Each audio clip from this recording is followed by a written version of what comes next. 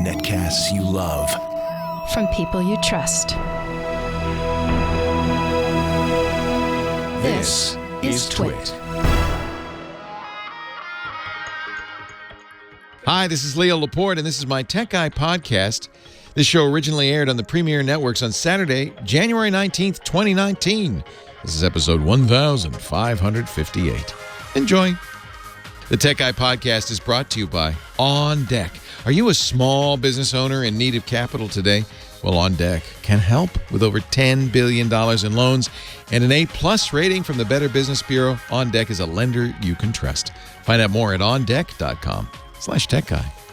And by Carbonite, the premier data protection platform for business with customizable cloud and hybrid backup for your servers.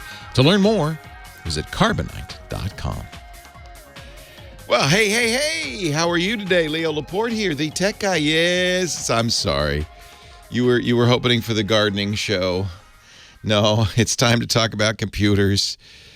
Your worst nightmare, a geek with his own radio show. We talk about computers, the internet. We talk about, no, I don't talk like that. We talk about smartphones. Nowadays, technology is everything, right? Smart watches, augmented reality, virtual reality, big screen TVs, all that stuff. 8888 Ask Leo is my phone number, 888-827-5536. Now, that's toll-free from anywhere in the U.S. or Canada. Outside that area, you can still reach me, and it's still free, but you have to use Skype out. I'm sorry. Skype out or something like that to call that toll-free number, 8888 Ask Leo. The website, and I put everything we talk about on the website. The website is techguylabs.com. We even put audio and video from the show after the fact up there, so you can see all 1,558 shows. Holy cow. As we begin we've completed 15 years. So we begin our 16th year talking about this stuff. And you know, what was the big story, I guess, of 2018 was hacks and breaches, right? Data breaches. The biggest data breach to date is Yahoo. 3 billion, which is everybody, 3 billion user records hacked. But I have to give you a heads up. I talk about a lot of different things, but this one is important, and I want you to pay attention. And this comes from a guy named Troy Hunt. He's a security researcher who runs a site I'm going to send you to when you get home called Have I Been Pwned? That's owned spelled with a P. HaveIBeenPwned.com. Troy said he has found online something he calls collection number 1. It is the largest trove of leaked data. Now, remember, I said the Yahoo breach was $3 billion, but it was never, for some reason, none of the Yahoo stuff was ever revealed, which makes me think it was a government, probably China, that did the hack. And China's not in it for the money. China's in it for the data. Most of the Chinese hacks, the hacks we know that come from the government of China, don't get released onto the dark web. But this one did. Get ready for this. 772,904,991 unique email addresses. But this is the one that scares me. These were posted to a hacking forum. 21 million passwords. 21 million unique passwords.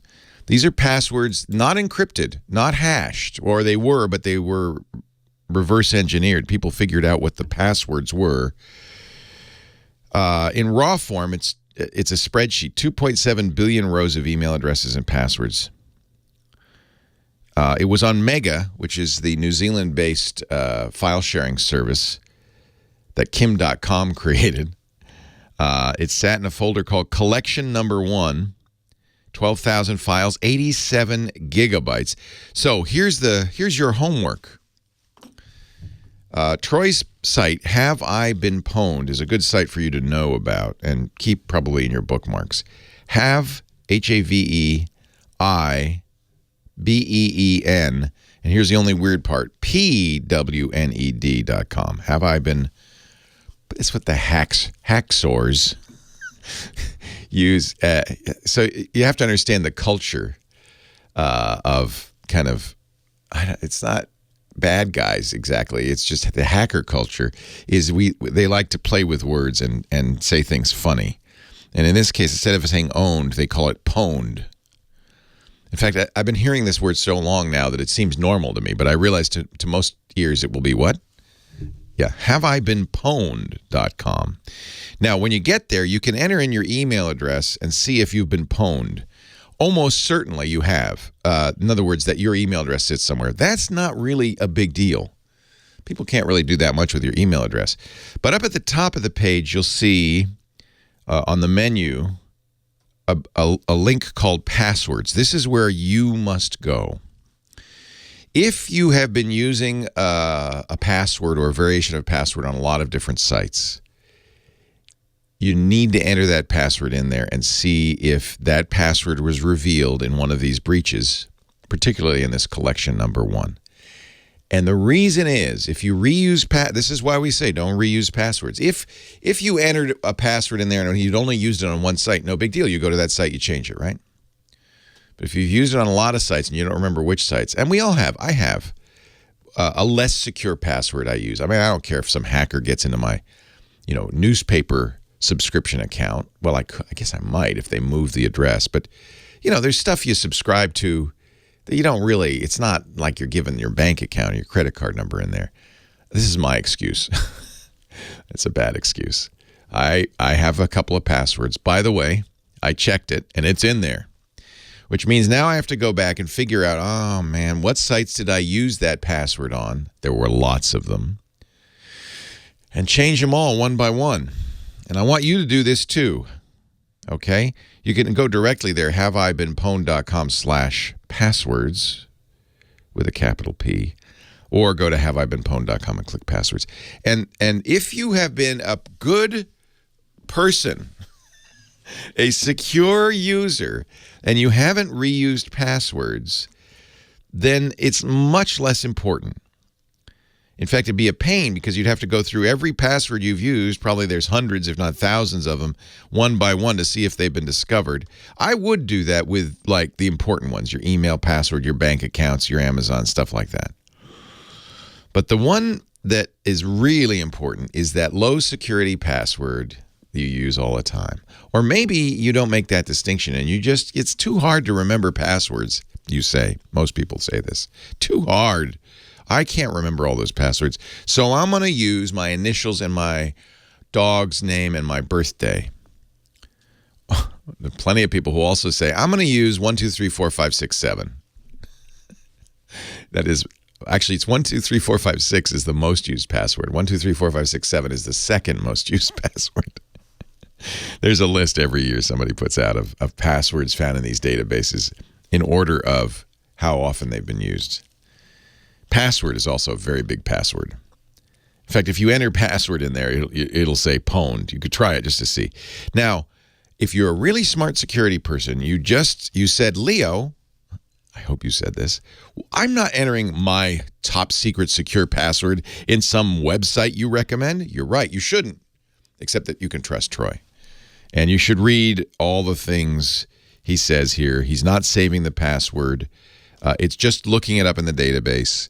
I think it's safe. And remember, you're not saying to what account that password goes or what email address. You're just trying out the password. But if your password is $$W0RD, it's in there. Yes, I guessed your password. Oh, I'm brilliant. If it's monkey123, it's in there. I admit, in the early days of the internet, we're talking mid-90s, I might have used monkey as a password. What is it about monkeys? It's one of the most common passwords. Anyway, haveibeenpwned.com. Your assignment today, when you get home, fire up the browser, go to the passwords section. If you want, you can on the front page enter your email address, but I could pretty much promise your email address has already been pwned. And he shows on the front page all the different breaches that he's got the data from that he's collecting to do this search. But if you click that password link at the top and go and you enter in that password that you've used on a lot of sites, and if it's in there, you got some homework. Scott Wilkinson, our home theater guy, coming up in just a little bit. Yay, Scott. He's going to talk about TVs and theater and all that stuff. 8888 Ask Leo. That's the phone number. Kim Schaffer's here, our phone angel. She'll be answering your calls. And we're going to take our first calls of the day right after this.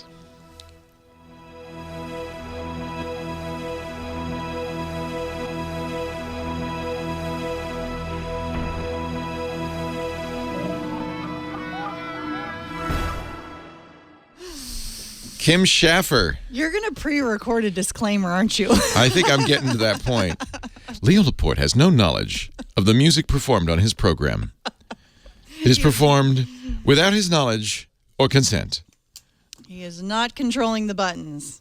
No, but Big Pee Wee knows what he's talking about. I want some of what Big Pee Wee's having because he was in a good mood this morning, wasn't he? He did one of those like hype rally things, like a football game. We got to give him a microphone because we can hear him.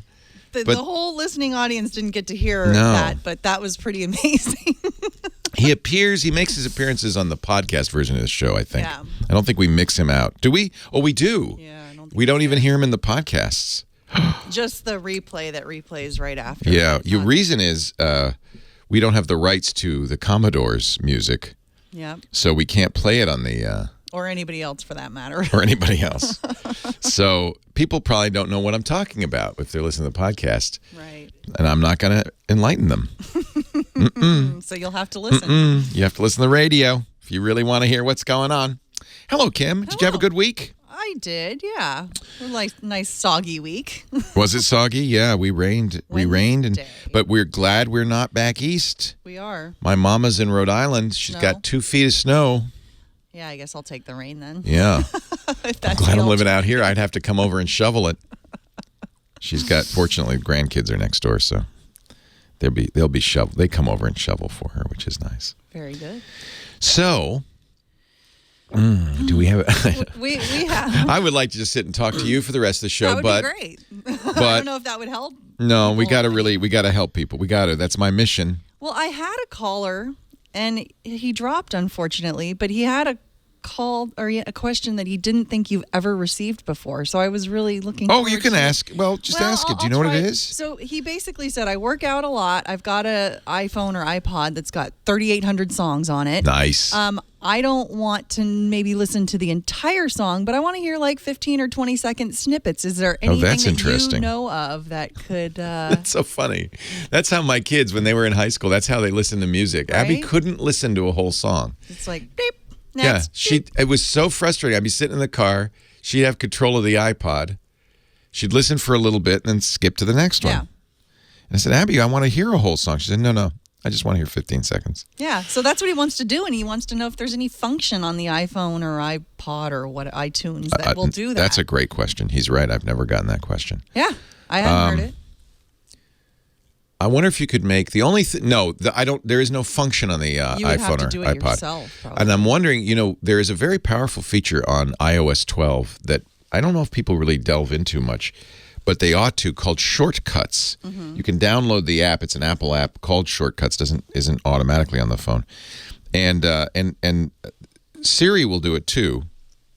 And I wonder, it'd be a really interesting shortcut to play a song, set a timer. When the timer elapses, skip. I bet you could do that in a shortcut. But he would have to do that to all 3,800 songs. No. You just, maybe. I don't know. See, I'm just guessing here. Yeah. But I'm thinking about the capabilities of the shortcuts, which really automates apps on your smartphone or your iPod Touch. You'd have to be an iPod that runs apps, not just like a classic. Right. But if you could download shortcuts and you have iOS 12... I wouldn't be surprised. I'm just thinking in my head, the way shortcuts work is you kind of daisy chain tasks that are enabled by different apps. So you can. It's actually a really powerful way of automating your iPhone. As long as Apple Music or some music program has a shortcut compatible task that lets you play a playlist, which I bet I would be shocked if they didn't. Then the trick would be start the playlist.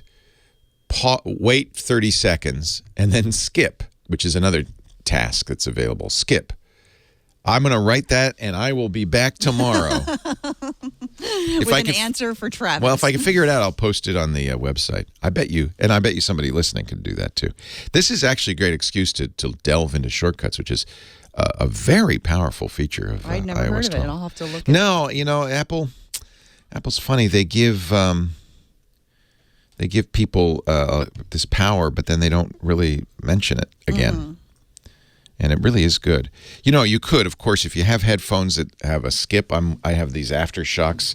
They're great workout headphones, and they have a button. Oh, you just go deep. And if you tap the button twice, it skips to the next song. So something like that would do it. But that's a pain. Yeah. You're lifting weights. Yeah, I got weights in my hands. So who is that? His name was Travis. Thank you, Travis. But who should I take next? How about John in L.A.? Thank you, Kim. If you have time. I have time. Hello, John. Leo Laporte. Hey, tech guy. Are you there, John? Yes, I am, Leo. All right, turn down that radio or whatever it is that's going on, because you'll get mightily confused hearing what I said 40 seconds ago. All right, yes, I'm a little confused.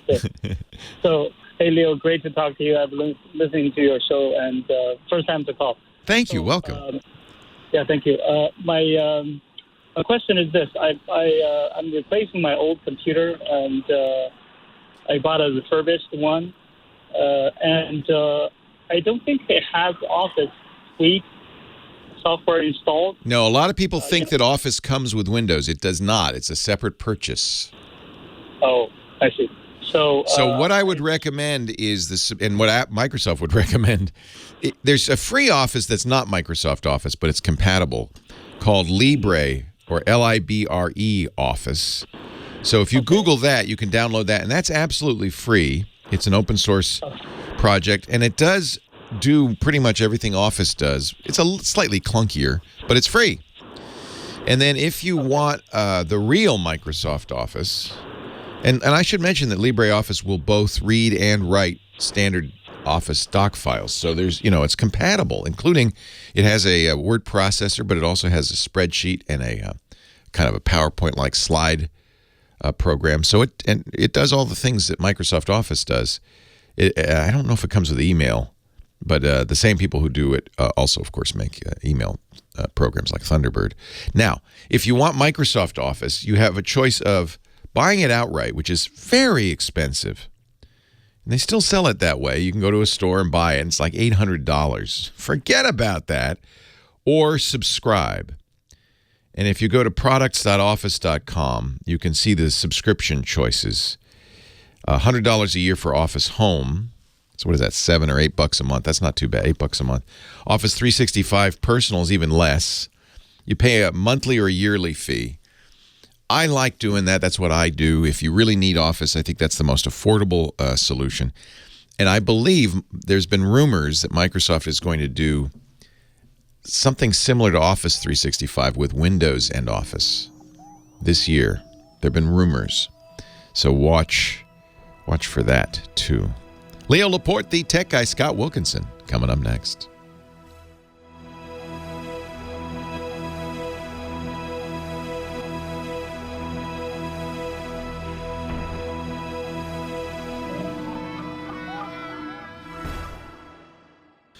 Our show today brought to you, our podcast today, we have podcast advertisers. Woo! Brought to you by On Deck. This is one for small business owners. And as a small business owner, I appreciate that it happens all the time. You need cash, right? This is very common, You get a rush of orders, you need to manufacture them, but you're not going to get paid for 30, 60, or 90 days. There's a cash flow crunch. There's no shame. That's why On Deck's there. On Deck is 100% committed to small business owners with fast, easy, tailored financing. You get funding as fast as 24 hours because sometimes, you got to make payroll, right? Term loans up to $500,000. Lines of credit up to $100,000. And, you'll love this. They don't require business collateral, and it won't impact your personal credit. That's what I'm looking for. The application process is easy. You can do it online or by phone, get approved in minutes. On Deck is actually famous for their customer service, U.S.-based loan specialists who speak your language, they understand, and they're there to help. A plus rating with the Better Business Bureau. They've lent over $10 billion to over 80,000 small business owners. Trustpilot, another great place to get reviews, 9.8 out of 10 rating. That's practically perfect in every way. On Deck is the secure financing service that business owners everywhere can truly rely on. So if, like me, you're a small business owner and you need access to capital, go to ondeck.com/techguy right now. By the way, because you listen to the show, if you go to ondeck.com/techguy, they'll give you a free, no-pressure consultation with one of their U.S.-based loan specialists. Purely informational, but very helpful. Just, you got to at least know what the options are. Apply online, apply by phone, get approved in minutes. Great rates. Go to ondeck.com/techguy. And it's a lot better than doing what a lot of us do, which is just go to the credit card. Don't do that. No. Go to ondeck.com/techguy for your free consultation now. On Deck, ready and waiting for you. Lo and behold, he appears magically. Scott Wilkinson. He is our home theater guru. Joins us each week. Home theater geek. He was at CES, the show formerly known as the Consumer Electronics Show. What else am I going to say? It's like Prince. Yeah, what else can you say? Yeah. Exactly. What else can you say? They don't want you to call it that. It's been 2 weeks now, and your feet have recovered. 1 week. It's been 1 week. Okay. Yeah. Your feet are better. My feet have recovered. Yeah. And last week we talked about the TVs you saw there, but it's also an audio show. Well, yes, to some degree.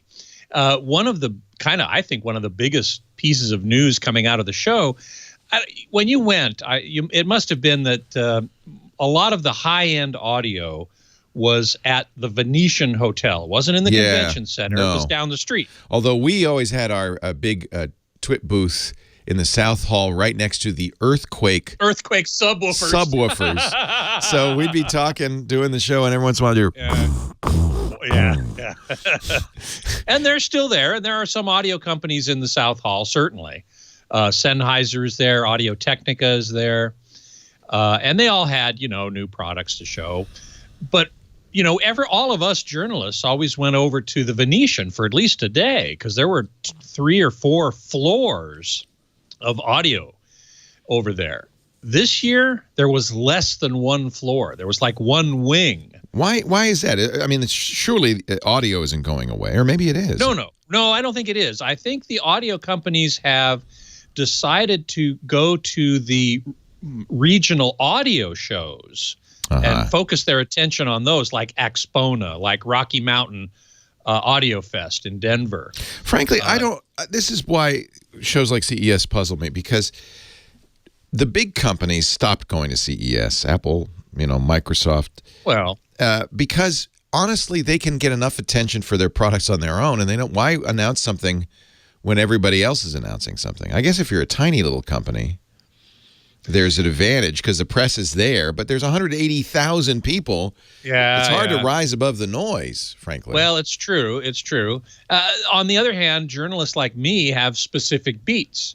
So I look for video and audio products. That makes sense, yeah. And I know there are plenty of others that do the same. Well, and it's nice for you because you can go one place and see everything, all the new stuff for this year. Yeah. Yeah, exactly. Yeah. So I did hear some really cool stuff in the Venetian. There were a few companies still there. PSB was there, Paul Barton's company, and he had some new headphones that sounded wonderful.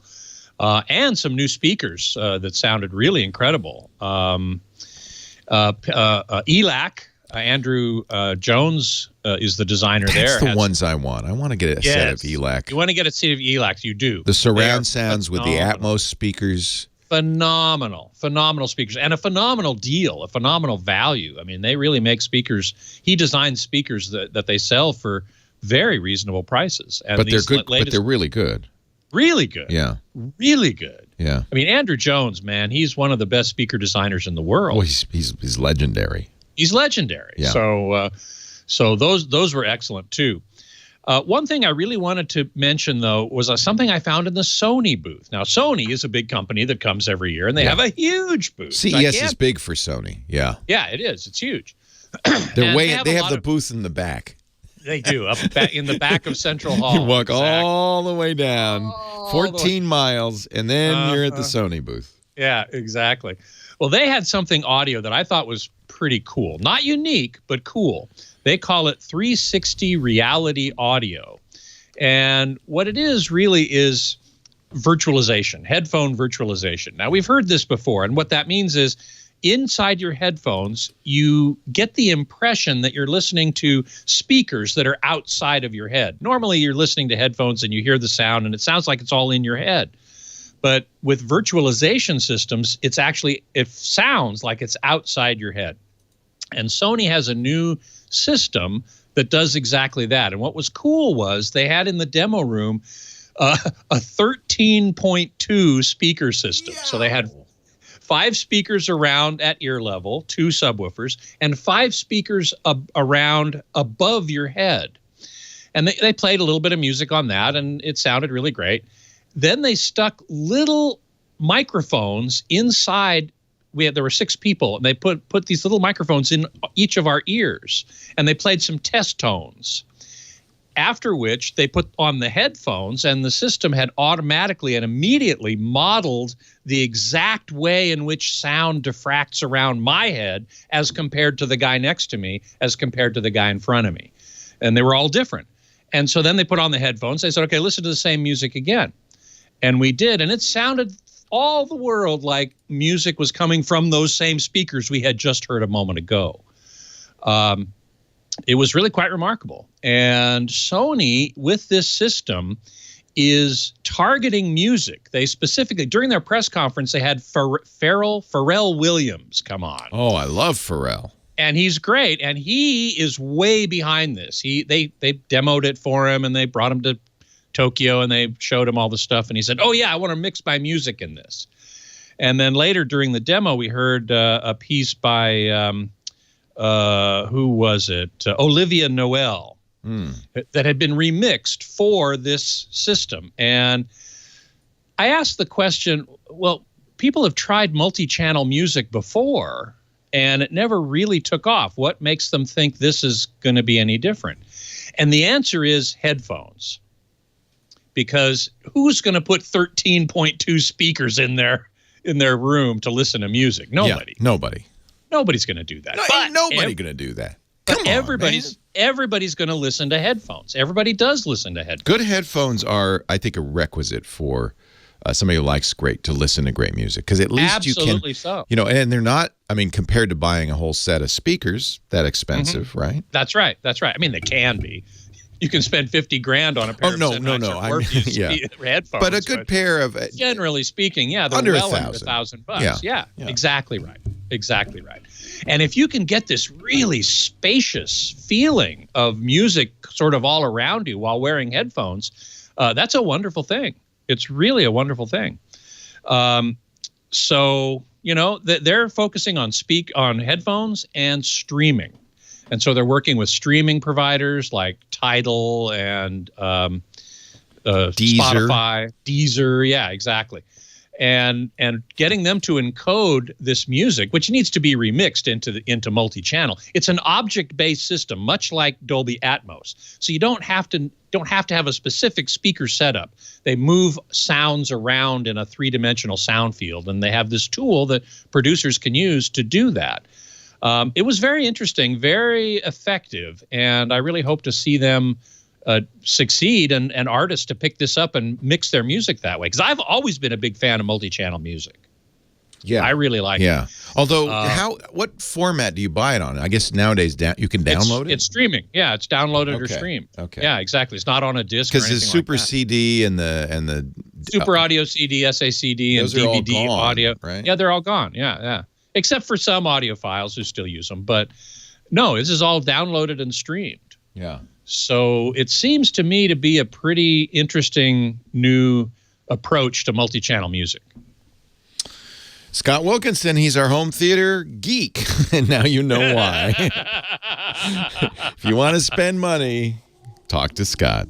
That's right. Thank you, Scott. We're going to take a break. Scott will be back next week. We will be back with your calls right after this. Leo Laporte, the tech guy.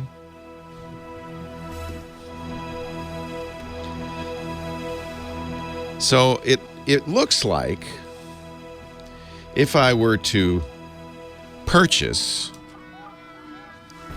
an ELAC system, for some reason the F6 and the B6, those are all out of stock. Looks like they're all, but these are but this is the, what do you call it? This is the Debut 2.0. That's the one to get, right? Well, the Debut, as I recall, is kind of the budget oriented. Let me look. Oh, well, I wouldn't want to go budget. Well, What should I get? I will tell you, and I will hook you up with those guys. Well, you already did. In fact, I never responded to the email, and I should respond. So the Adante, the Cinema. Adante, yes. The Adante is a phenomenal speaker. Phenomenal. Oh, boy, I'm going to see how much this is going to set me back. Oh, yeah. Look at the size of that. But honestly, I'm sure this is way out of my league. Well, if you want to go a little less than that, but still, I was looking at the debuts. Those are too cheap, huh? Well, I would if I were you, I would look at the Unify. Unify. Yep. Okay, that's.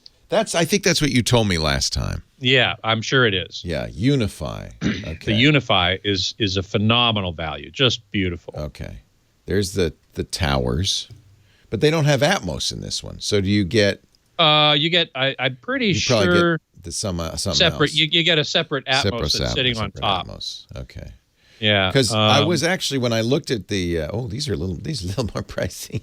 This is a little bit more pricey. A little more pricey than you're looking for. These are hey, fun. the debuts ain't bad. There's no question about it. Remember, I'm an old man, and I'm upgrading. True. I'm upgrading from. I have. What do I have? I have a Parian and I have Etymotic. Not Etymotic. Emotiva. Emotiva. Mm-hmm. Those are fine. Two, nice, small, low, U.S. companies that make decent speakers.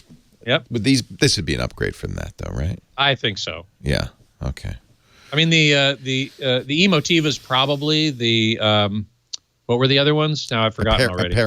Aperion, right. Those are very good. I would have a hard time saying get rid of we those. have the Aperion in the living room with the 100-inch TV. That's a lot of space to fill, as you know. And then in my office, I have the Emotivas. So let's see. Which should I replace? I'd have to know the model numbers of of both of them, actually. Yeah.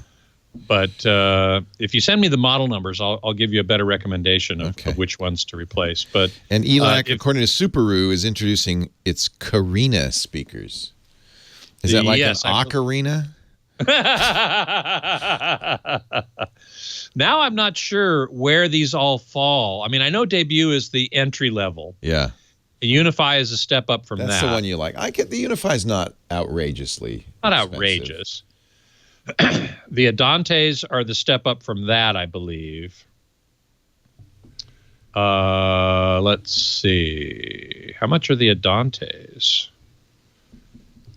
If you have to ask, Scott. You can't afford them. So the AS61, they have a nice, simple numbering system. I'm going to write an article someday about model numbering because it's very crazy, isn't it? It's really weird. I did that with synthesizers once, and it was well accepted. So I need to get a sub. Which sub? Oh, you any of the subs. The Adante series has doesn't really matter, does it? It doesn't really matter terribly much. I mean, because you want to get the large boom, boom, boom. And actually, tell you the truth, what you really want is the the S12 EQ. I'll tell you that. I know exactly. Can you hang on to the top? Oh yeah. All right. I just used up your entire mid segment. That's fine. Thank you. No problem. Leo Laporte, the tech guy, digging a little. Sir Elton John. Thank you, Big Pee Wee. I saw Elton John last night. He's doing his farewell tour. He's giving up touring, 71. I understand why, but it was kind of a bittersweet concert. At the end, he plays Goodbye Yellow Brick Road and ascends to the heavens. He's got a little lift. And he goes up and he waves, "Bye, Elton. Bye." Now, when he says goodbye, though, it's a long goodbye because he's going to do this farewell tour for 3 years. And then in a couple, he started in September. He'll be going through, what is that, September 2018, 2019, 2020. He'll be going through 2021. Yeah. That's the way to give a farewell tour. 8888, ask Leo Laporte, the tech guy. Rich on the line from West Palm Beach. Hello, Rich. Yeah, hey, Leo, how are you? I'm well. How are you? Good. The bumper music is hysterical that you mentioned that at the start of the program, because I always listen to your podcast. I've been listening for 10 years. You've never heard it. And I never can figure out. You'll say who the artist is. And the only time I figured it out was with the Giz Whiz. You said it was Vicky Sue Robinson, and I go, disco. Turn the beat around. But we never hear the music. I forget that. Yeah, that's kind of mean of me to refer to it. The radio audience hears it, but the podcast audience, for rights reasons, we're not allowed to put the music. Yes, no, I understand that. But it's funny because you never hear that, but we always hear you talk about it. But thank you for reminding me. I'll stop doing that. Or at least I'll identify it. What the song was. I could do clues, and then it'd be kind of a fun game. That's a great idea. And then in the break, you can say what the song was, and those of us listening to the podcast can play the game along with you. That's a good idea. Anyway, here's my problem. I'm a longtime Mac user. I started using Quicken in 1994 and have been using it continually for 25 years. Wow. And what is it about? I hear from people all the time who use Quicken. We got a call the other day from somebody who uses Microsoft Money, which Quicken killed about 20 years ago. And why is it that people still use it? Let me explain, because the one that they stopped updating it, they kept updating it until 2007, and the Quicken that I'm using now is Quicken 2007. I mean, that's actually the title of the program. The good news is that Intuit sold Quicken, and the new company has been keeping it up to date. Yes, and it worked fine right through Sierra. And then I started having problems with it with High Sierra. Right. And so what I was able to do is I bought a MacBook Air that was reconditioned from Apple. And with the help of an Apple person through Apple Care, they were able to let me return to Sierra. And everything works on Sierra. So I took that MacBook Air, and it's got a 128 gig SSD drive, and all I've got on it is Quicken. And I've heard you talk about, let me just ask real quickly. You don't want to upgrade to the new Quicken. You want to stay with 2007. For me, it's too complicated. Okay. They put so many features on it. All I want is I've got my checking account, my money market accounts, my credit cards, and I put all of that information in manually, and then I'm able to reconcile it. But I've got 25 years. Yeah, you don't want to lose format. That. Yeah. And it's very comfortable. So here's my question. Like I said, I've only got Quicken on this MacBook Air. It's a dedicated Quicken machine. That's my question. Will this work? I keep it in my den. I don't use it for anything else. It's got 85 gig available on the 128 gig SSD drive. I always plug it in. I don't run it off the battery. My question is, how long do you think it'll last? Well, the SSD is going to last a good long time. In my opinion, although you can't have SSD failures, and when they fail outright. But in my opinion, they last longer than any moving part would, like a spinning hard drive. The battery will be the first to go, but as you say, you don't care because you're plugging it in. I don't know. You should be able to get another 10, 15 years out of it, I would think. That would be great. And I do back it up to a separate SSD drive. Yeah, that's a good idea. That's a good idea because then at least you have the data. And if the drive failed, you could take it in and get a new drive put in. That's not a big deal. At some point, Apple will say we don't have drives for this machine anymore. But by the way, that machine would work. That machine will work perfectly well off an external drive as well. You know that, right? Yes, well, like I said, I've still got the original program on the DVD, and I back up everything up. Yeah, and so if the internal drive died, you could boot up to an external drive and still run it, still continue to use it. So it's good that you're backing it up. I see no reason why that would fail. The solid state parts aren't going to fail. The hard drive and the battery will be the only things that'll fail. And as long as you take good care of it, 15 years, it'll last forever. Although, somebody in the chat room pointed out, after 15 years, it does become a religious artifact.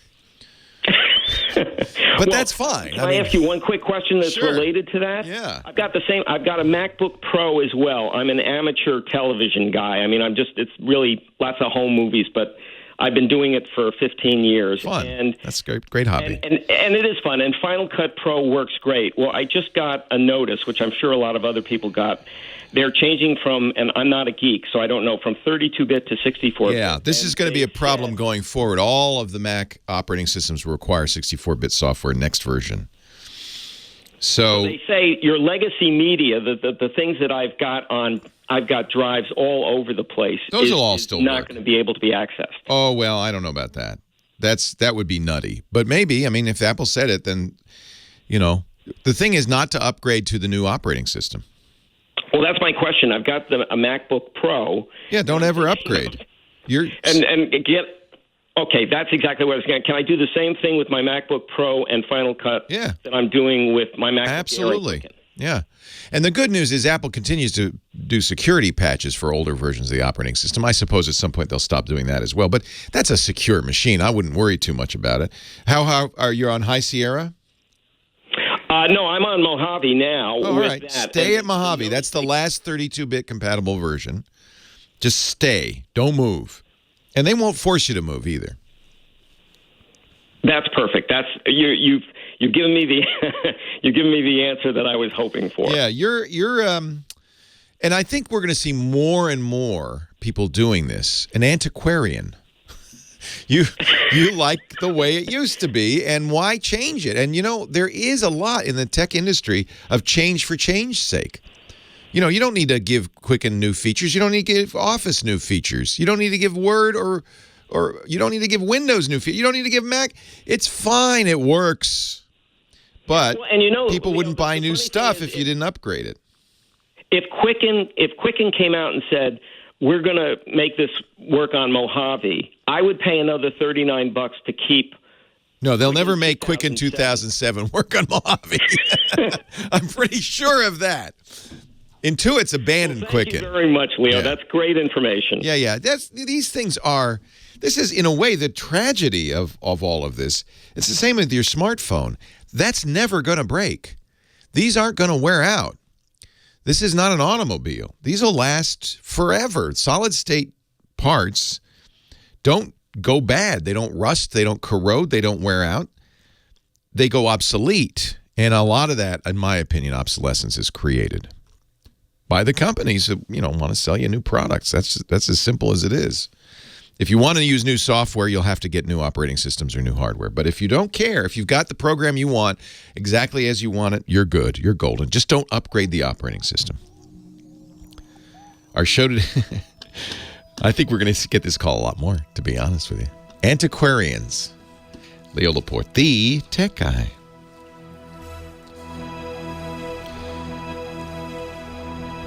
Here he is. Let me move ELAC out of the way. Put a big clock in there. There you go. Thank you. Look at that. Very nice. Very nice. Very nice. Uh-oh. Patterson says Hair wasn't the best musical ever. I'm going with Cats in German. Oh, no. No, Hair was great. Wait a minute. What are we talking about? Great. Hamilton, better than anything. Oh, yeah, true. That's I haven't seen it. You've seen Hamilton. I've seen want it to twice, see Hamilton. but I saw it with the original cast. Man, you got to go to Puerto Rico to see it. Now you got to do that. Go to Puerto Rico. But I would love to see Hamilton. I wouldn't be surprised if I thought that was the best musical ever. Will. I mean, you will. Sounds so phenomenal. Oh, you will. It's. But Rent was before Hamilton. Also, Rent is gorgeous. A break. Yeah. What is it? A style breaker, or it was a new. So I've seen many Broadway musicals, and Hamilton, without a doubt. Without a doubt. Yeah. Well, I have to say, I saw Hair when it first came out in like 1971. Or 1970, That's I guess cool. it was. See, I didn't see Hair when it came out. I saw it at the Aquarius Theater in Hollywood, where this it started. Is the dawning of the age of Aquarius. Yes, exactly. And that was mighty cool. I mean, I was a high schooler Yeah, and there was nudity. And there was nudity. All yours, my friend. Thank you so much. We're getting some suggestions for you in the chat room. Oh, good. Reb 3941 is saying to go with in-ceiling Atmos speakers instead of up-firing. And it depends on your room. If you're going to be in your main big room, I have to there, but I would put the Atmos in my office. In your office. Where it has a fairly low ceiling. And flat, right? Yep. And fairly reflective. Yep. I mean, it doesn't have like acoustic tiles on it or popcorn ceiling. Please, excuse me. Then yes, up-firing should be fine. I mean, I guess I could put them in the ceiling. I guess that's not that hard. I don't think you really. I mean, are in ceilings actually better? Ultimately, I would say probably so. Of course, yeah. But in ceilings, but up firing with the right kind of ceiling should work just fine. I don't have any problem with that. Now, Lawn Dog is saying get 2 subwoofers, and I agree with him on that. Even in that small of a room, it's only about 15 feet square. Really? Well, if it's square, if you get 2 subwoofers. Well, it has a bay window, so it's not completely square. Yeah. Still, you don't have to play them loud. The nice thing is I have no neighbors. Right. I remember. Yeah, you've got some good space. I could rumble that sucker. Yeah. I don't think you need to. The point of having 2 subwoofers or even more is to even out the room modes, so that some seats the bass is really out there, and in some seats it's such a small room. Everybody. I mean, there's only 2 people sitting together. Yeah, it probably isn't that as big a deal. Yeah. I mean, it would improve the bass, no question. Really? Yeah, it would. Just because of the physics of the situation. Okay. It's not necessary, but it would improve the response, the in-room response in the bass. It just would. There's just no 2 ways about it. It's physics. You cannot change the laws of physics. Well, maybe I will. Yeah. I wouldn't mind. I love music, and I love my OLED TV. It'd be nice to have a real cinema experience in there. Wouldn't it, though? Yeah, exactly. So anyway, getting back to the ELAC subs, the sub 3070 looks really good. It goes down to like 18 hertz, which is well below what you can hear. I really have liked for a long time the S12 EQ, which the specs say go down to 25 hertz. So it's not quite to the bottom of the human hearing range, but it's not bad. And it has, I think the newer ones have this too. It has an app in your phone that lets you dial it in and, in fact, do some automatic calibration. So in that case, a single sub would probably be okay. I mean, again, 2 would be better. But with this app that you can automatically adjust the subwoofer according to your room is really a good thing. I think they were very smart in what they did with that. So anyway, that's what I feel about that. Let's see. Mike B says Joseph and the Amazing Technicolor Dreamcoat is the best. I never saw that musical. I never even saw the movie if they had it or whatever. Let's see. Oh, Dr. Mom Grandma saw Hair, it looks like, in the original. Lumpy, yes, LG is discounting 2018 OLEDs for Super Bowl season. I will be talking about that extensively next week. So let me hold off on that till next week. Hey, Loquacious, good to see you again, as always. Compter phone, what is similar to the Revel speakers but costs a bit less? That's hard to say. Revel. Yeah, what's similar to the best speakers in the world? Yeah, but doesn't cost $50,000. What would be good for that? Well, I have to go back to ELAC, I'm afraid. I'm going to get these ELACs. You've convinced me now. Yeah. Or PSB. PSB makes some really good speakers. Really good. In fact, the newest ones I heard that were modest floor standers. I don't remember the cost. Let me see if I can figure that out. If I have that in my notes that I can find really easy. Yeah, here we go. The T20s, $600 a pair. These are the new Alpha series in PSB, and I heard the T20s, which are very modest towers, for $600 a pair. They're down 3 dB at 28 hertz. Jeez, in that room, which is amazing. And they were almost a little overbalanced in the bass. I would probably EQ that bass down a little bit, especially if I had a subwoofer, which I still would use even for all of that. But they sounded amazing. I don't know when they're going to be available, but they're really something. So yes, Compterphone, similar to Revel but less. And Compterphone, yes, SVS subwoofers also excellent subwoofers, hard to beat, in fact.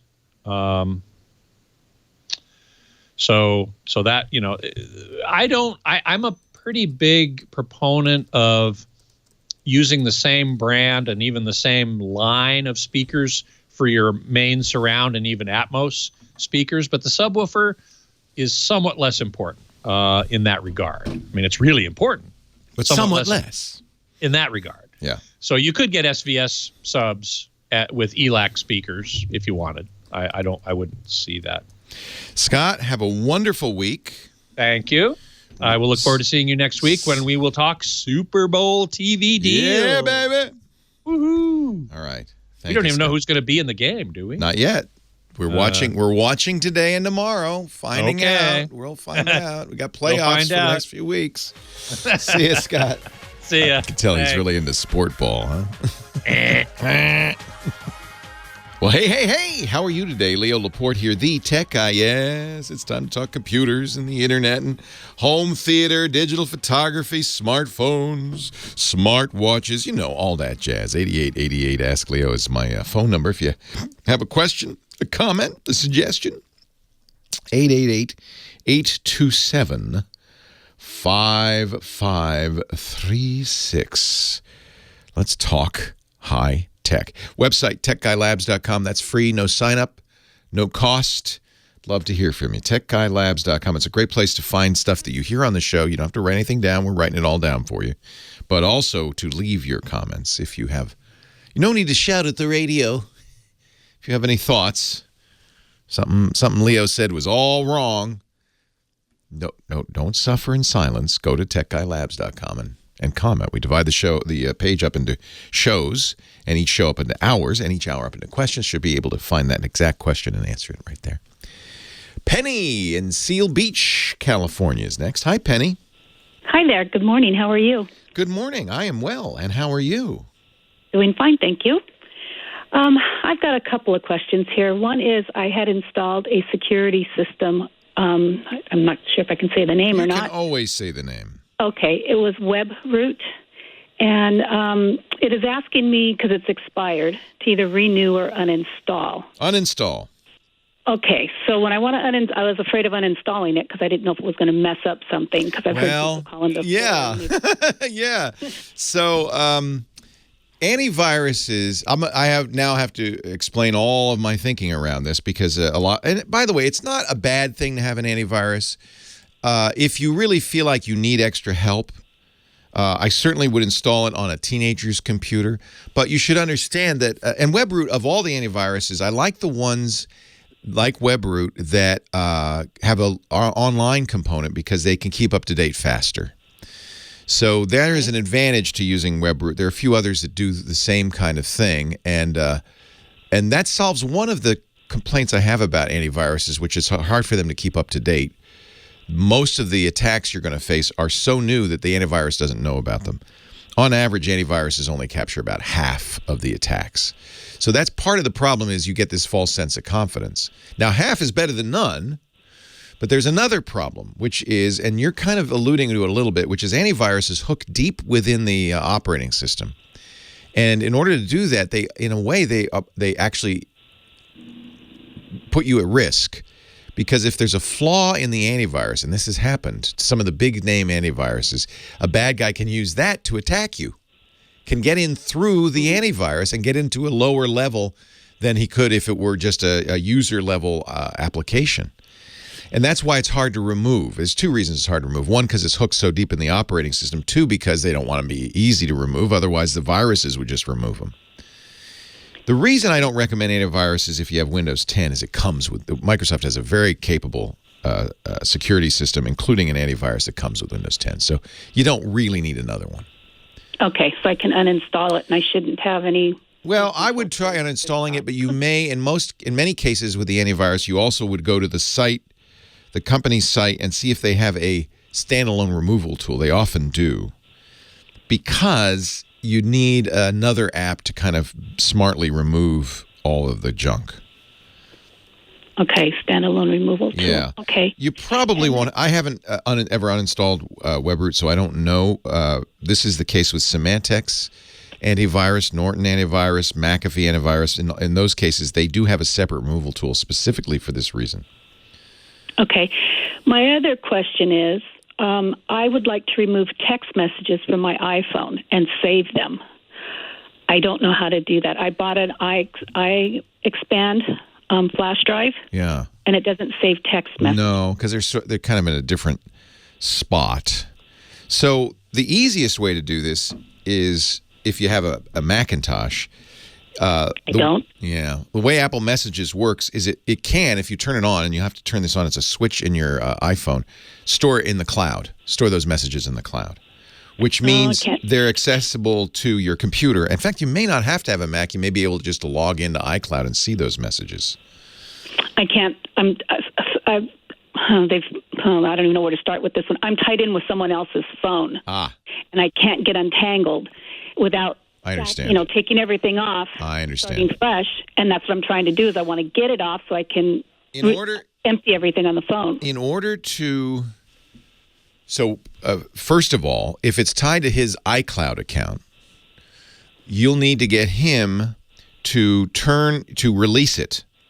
Apple has a very strict activation lock to keep people from stealing iPhones, which was a big problem. So in order to reuse an iPhone, you have to get the original owner to release it. And usually that means simply removing it from Find My iPhone in the cloud. But you have to basically turn off your iCloud, and then it can be reused. So the whole idea is that only the original owner can hand over an iPhone. If you found it on the street or somebody stole it and gave it to you, you could never use it because the original owner hadn't deactivated it. Right. Well, this phone I purchased, but what happened was there was the phone before this that was given to me by this person, and when I went to have them download on my new phone, it activated your phone under his account. Yep. Somehow we got. No, that's the way it happens. No, that's how it works. It assumes he was upgrading his phone, and you got an up. So this is important that you not. Now, if you have his iCloud login, you can do that. I'm making it a his. It could be a her. I'm just assuming. But if you had that person's iCloud login, you could log in, take it off Find My iPhone, and then erase it. Why do you want to? Oh, because you have your messages on there. Yes, and because I wanted to restore my phone back to factory so that I can have all of this stuff. And you would lose all those messages. Those messages are tied to his iCloud account, which incidentally means he can see them. Just want you to know that. Yeah, that's okay. It's not a big, mainly business. I get it. Okay. So I need to have him release his iCloud account. You don't have the login? No, I can probably get it, but I would prefer he. Yeah, just say turn. Yeah, I think it's simply enough just to remove it from Find My iPhone, and then it'll ask several times for him to log into iCloud. It's very, it's an elaborate procedure. Once he does that, you can wipe your phone. Now, there are ways to get your messages off the iPhone without having access to the iCloud account. Okay. I believe. But it needs third-party software. Now, you already have this hardware thing, but that's not seeing it, so that's not sufficient. There's a company that makes software to do this. Let me just see, though, if you need special software. I'm looking. It looks like you might be able to save them out. There is a one that was done for me, iBackup Extractor, but when I go to access it now, I have to either continue running the Backup Extractor demo or I have to go in and purchase it. Now, when the person did No, yeah, that's so annoying. I hate it when they do that. That was just she said basically... it was free. Yeah, it's free until you want to use it. Yeah, I hate that. That drives me nuts. Go to eCam, ECAMM.com. They have a program called PhoneView. You may have to pay for it. It's $30 though. Okay. PhoneView lets you save everything. And I don't think you need to try the free version to make sure, but I don't think you need to be able to log into the iCloud account to do that. It just presumes if you can attach your phone to your computer, you can, because runs on a computer. Oh, you don't have a Mac though. No, but I have a PC, and that was everything I tried to do. Yeah, this won't work on a PC. There must be a Windows program that will do this. I'm going to have to do some research. So keep listening. I do have to take a break right now. And by the way, as regards WebRoot, if there's a page on WebRoot on how to uninstall it. They don't need special software, but I will put a link to that in the show notes, techguylabs.com. And as an extra bonus, special, Penny, I will put in there, we will find, if we don't find it before the show's over, software that let you use Windows to copy your iPhone messages. Apple increasingly wants you to use a Macintosh. This is Apple's whole plan for the world. If you would just all use Apple software, the world would be a better place. Why would you want to use Windows? That's their business model. Leo Laporte, the tech guy. A little time out. Then we will take more of your calls in just a bit. Stay right here. imazing.com apparently is a Windows, imazing.com. Is it a Windows Manager iPhone? Yeah, they have, so this sounds like something, Penny, you could use. iMazing. Leo Laporte, the tech guy. 8888. Ask Leo. So Dr. Mom in the chat room, Dr. Mom Grandma now in the chat room, passed along one app from a company I've never tried, I never heard of, but hey, it's worth looking at, Penny, called iMazing at imazing.com. Maybe there's a free download, which would be it works, but I'm not going to give it to you unless you pay for it thing. And it does work on Windows. It is $45, Mac or PC. And they say it'll get your music, your messages, your files, and your data off the phone. And the nice thing about these programs, I'm thinking, and again, I would do the free download on anything you try, is I'm thinking you don't have to have iCloud login for it. But who knows what Apple enforces? You know how Apple is. They may enforce that, in which case you'd have to get the cooperation of the original account holder. Sam, San Diego, Leo Laporte, the tech guy. Thanks for hanging on, Sam. Yes, good afternoon. Good afternoon. Yeah, well, it's good to talk to you again. Well, it's nice to have you on again. Welcome. I took 3 laptop computers down to a Windows store and had them upgraded to Windows 10. Yeah? 2 were HP, and the other one was the Soba, or T-Soba, whatever you called it. But anyway, the HP one, they said, hey, we can't get your touchpad to work. I said, oh, really? I said, it was working when I brought it in here. You broke it, you nitwit. But they couldn't get it to work, and I'm over trying to use it, then it doesn't do anything. I tried going online and see if I could find the problem. But in theory, when you install Windows, when Microsoft what you're missing is what's called a driver. It's a little bit of software that talks to the hardware, and it's usually written by the hardware manufacturer, and this is the key to all that. And it's designed to talk to the hardware and then tell Windows what it needs to know. It's a translator. It's an intermediary between Windows and a piece of hardware. They call them drivers. And you absolutely need a driver for a touchpad. Normally, when you install Windows 10, it does something called plug and play. Microsoft's name, not mine, although that's pretty catchy. Plug and play, in theory, looks and sees all the hardware on your machine and then goes to the Microsoft servers and gets the driver. And because Microsoft Windows is so dominant, every PC runs Windows, it pretty much has every driver. But remember, there's lots of different things, and maybe that HP this is what my guess is. HP, if it's an older machine, never made a driver for Windows 10. So HP probably has a Windows 98 driver, Windows XP driver, maybe even a Windows Vista driver, maybe even a Windows 8 driver, but it doesn't have a Windows 10 driver. So Microsoft's update won't go out and get it because it says, well, this isn't rated to work with Windows 10. Doesn't mean it won't work. It just means they didn't put it on there. Since you're on Windows 10, you need a Windows 10 driver for your touchpad. So the first place to go is a manufacturer. That's, again, who writes these drivers. So you go to HP.com. They have if you actually go directly to HP.com, they have a link that says drivers. Look for that particular laptop model and see if they have drivers for it. Now, sometimes it doesn't say trackpad driver. Sometimes it says just, motherboard drivers. So it might say a lot of different things. Almost always, your trackpad is a Synaptics, and I don't know with HP, but I'm pretty sure they use Synaptics. Everybody else does. That's the manufacturer of these trackpads. So if HP doesn't have a driver that works, and again, you might have to use the Windows 8 driver if they don't have a Windows 10 driver, and that's probably okay. It's not going to break anything, but it might make that trackpad work again. So that's what happens. When you changed operating systems, it used to work with whatever operating system you were running. When you changed operating systems, you needed to reinstall drivers built for that operating system. And in one case, it sounds like there wasn't one. If you can't find it from HP, then you might try Synaptics. One way to figure out if you have a Synaptics trackpad is to go into what we call the device manager. Easiest way to do that, press and hold the Windows key and X. And then you'll see in the pop-up menu there something called Device Manager. You can just tap M to launch it. And in there you'll see all the different hardware devices that are installed on your machine. Probably anything that's not working will have an X.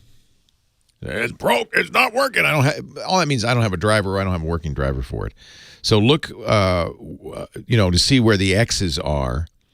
I think the trackpad will come in under Human Interface Devices, HIDs. And I'm looking at my Lenovo, and under the Human Interface Devices, there is, in fact, a Synaptics HID-compliant touchpad device. That's called the trackpad.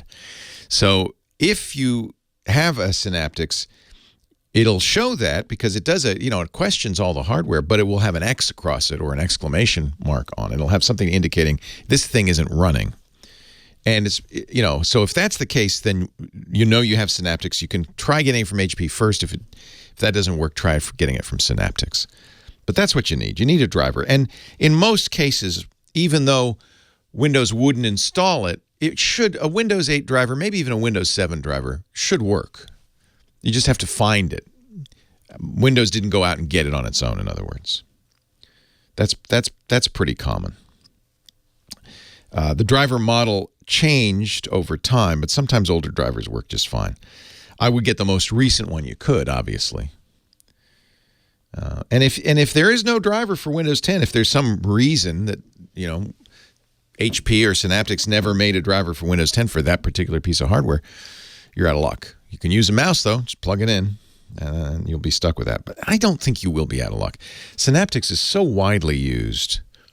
I don't have my HP here, so I can't tell you if HP uses it, but everybody else does. I would be surprised if they didn't have a Windows 10 compatible version, even if it wasn't labeled that way. Hey, thanks for the call. I appreciate it. 8888 Ask Leo. That's my phone number. And we're going to take a break. Come back with our travel guru, I think, unless he's on the road. I never know with Johnny Jet. But if he's here, we'll be talking to him next. Stay right here.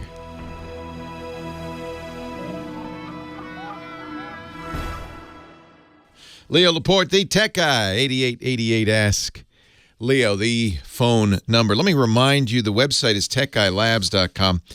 There's always, after the fact, lots of chit-chat in the chat room, which we capture.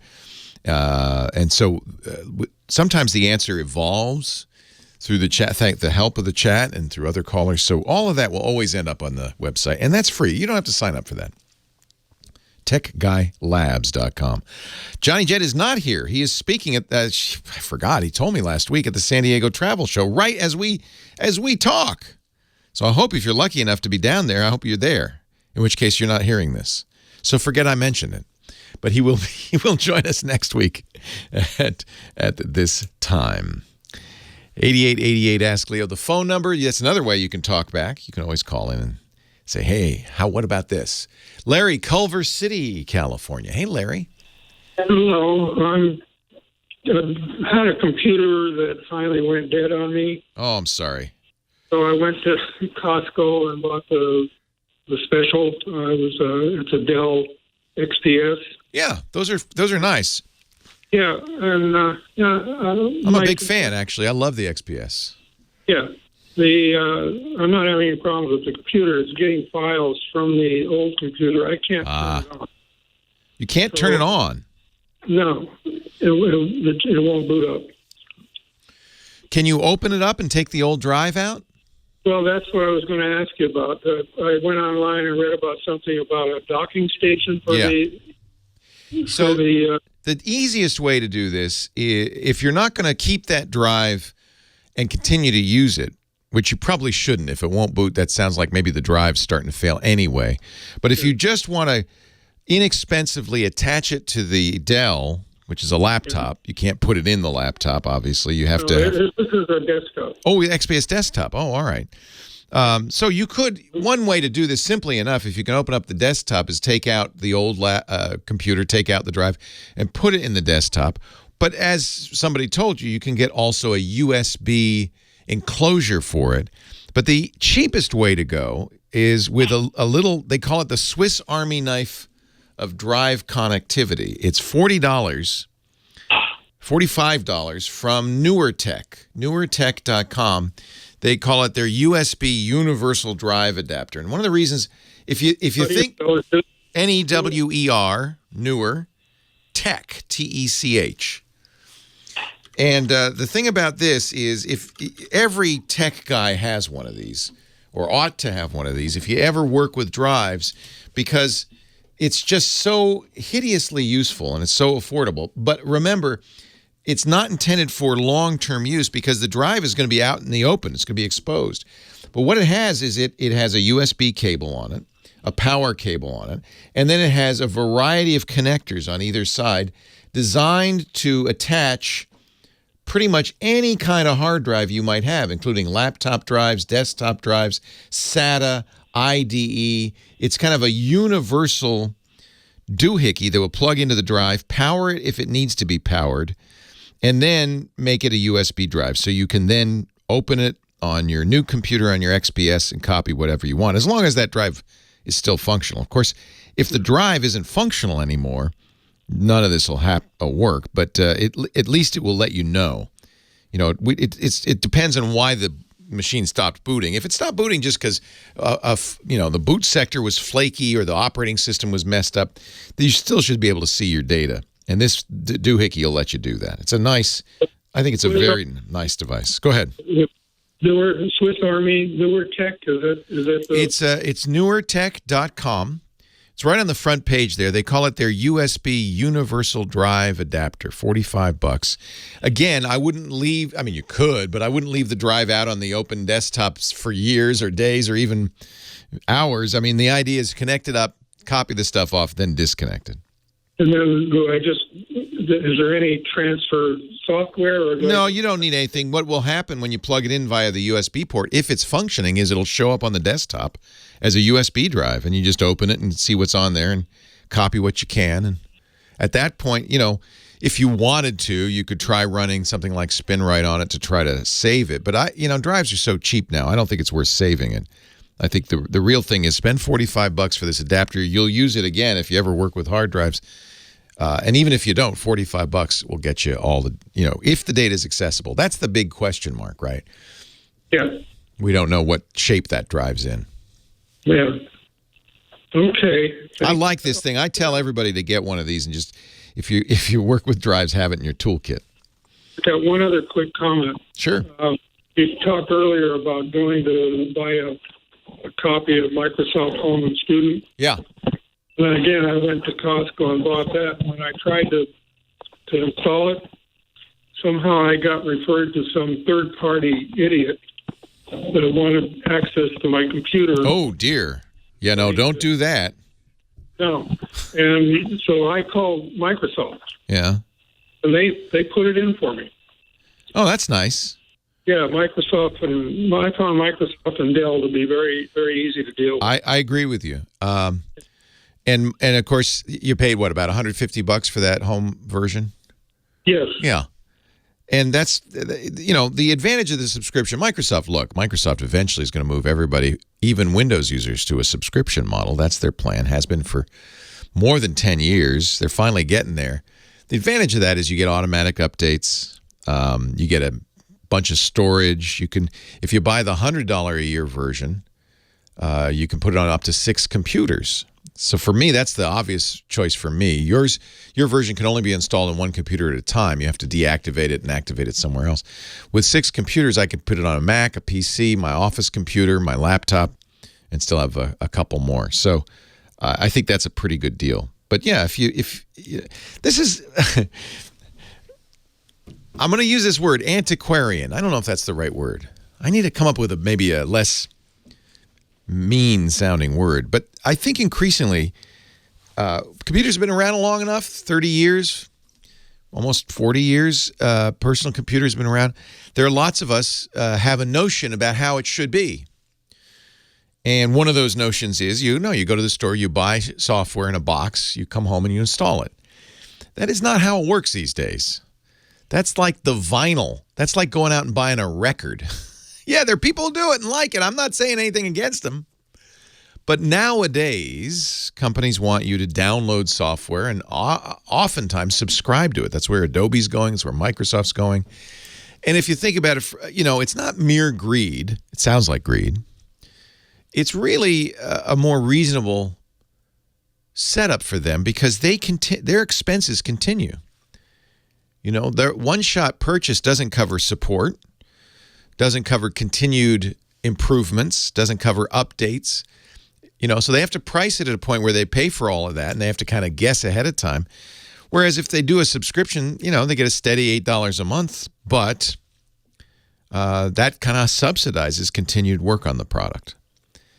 So we want them to continue to work. The other way to go is what Intuit did with Quicken, which I think really hurt Quicken, which is they pretended there was a new version every year.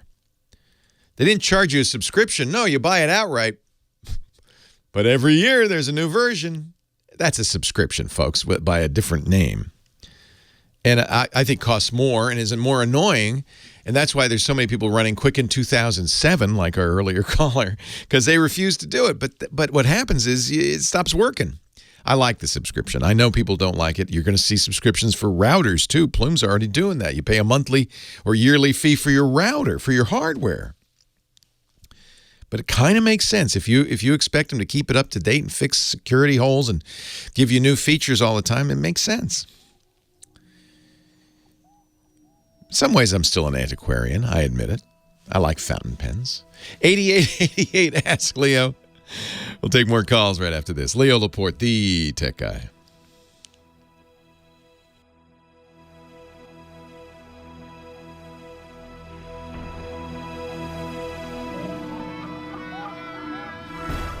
A little reminder from Big Pee-wee that time keeps on slipping. I better get those ads in, right, Pee-wee?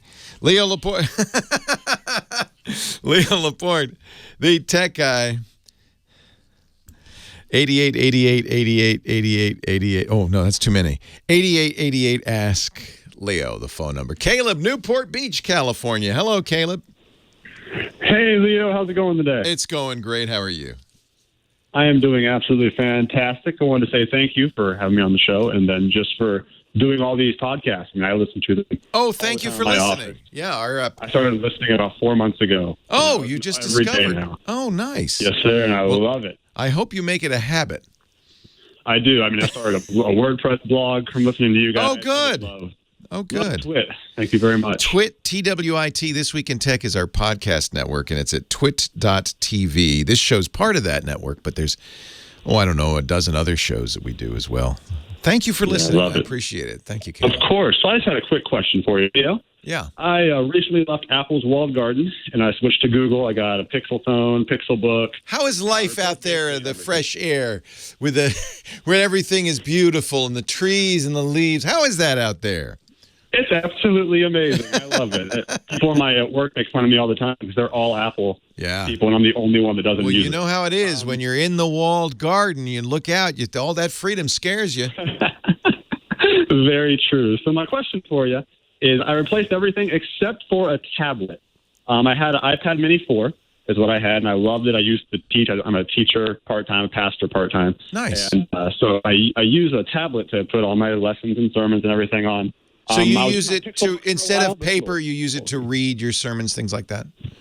Exactly. Okay. Exactly. Okay. So I'm looking for something along the lines of the Android, and that would run, that I'd be able to hold in my hand, not like a big iPad, or my Pixel book's a little bulky for that. Yeah, because I would say in some cases a Chromebook would be a better choice because you can put some, but not all, but some of the Android apps on most new Chromebooks. Plus you get Chrome OS, you get a real browser, you get a real keyboard and all that. But you want something as lightweight as, what, a 9.7-inch iPad?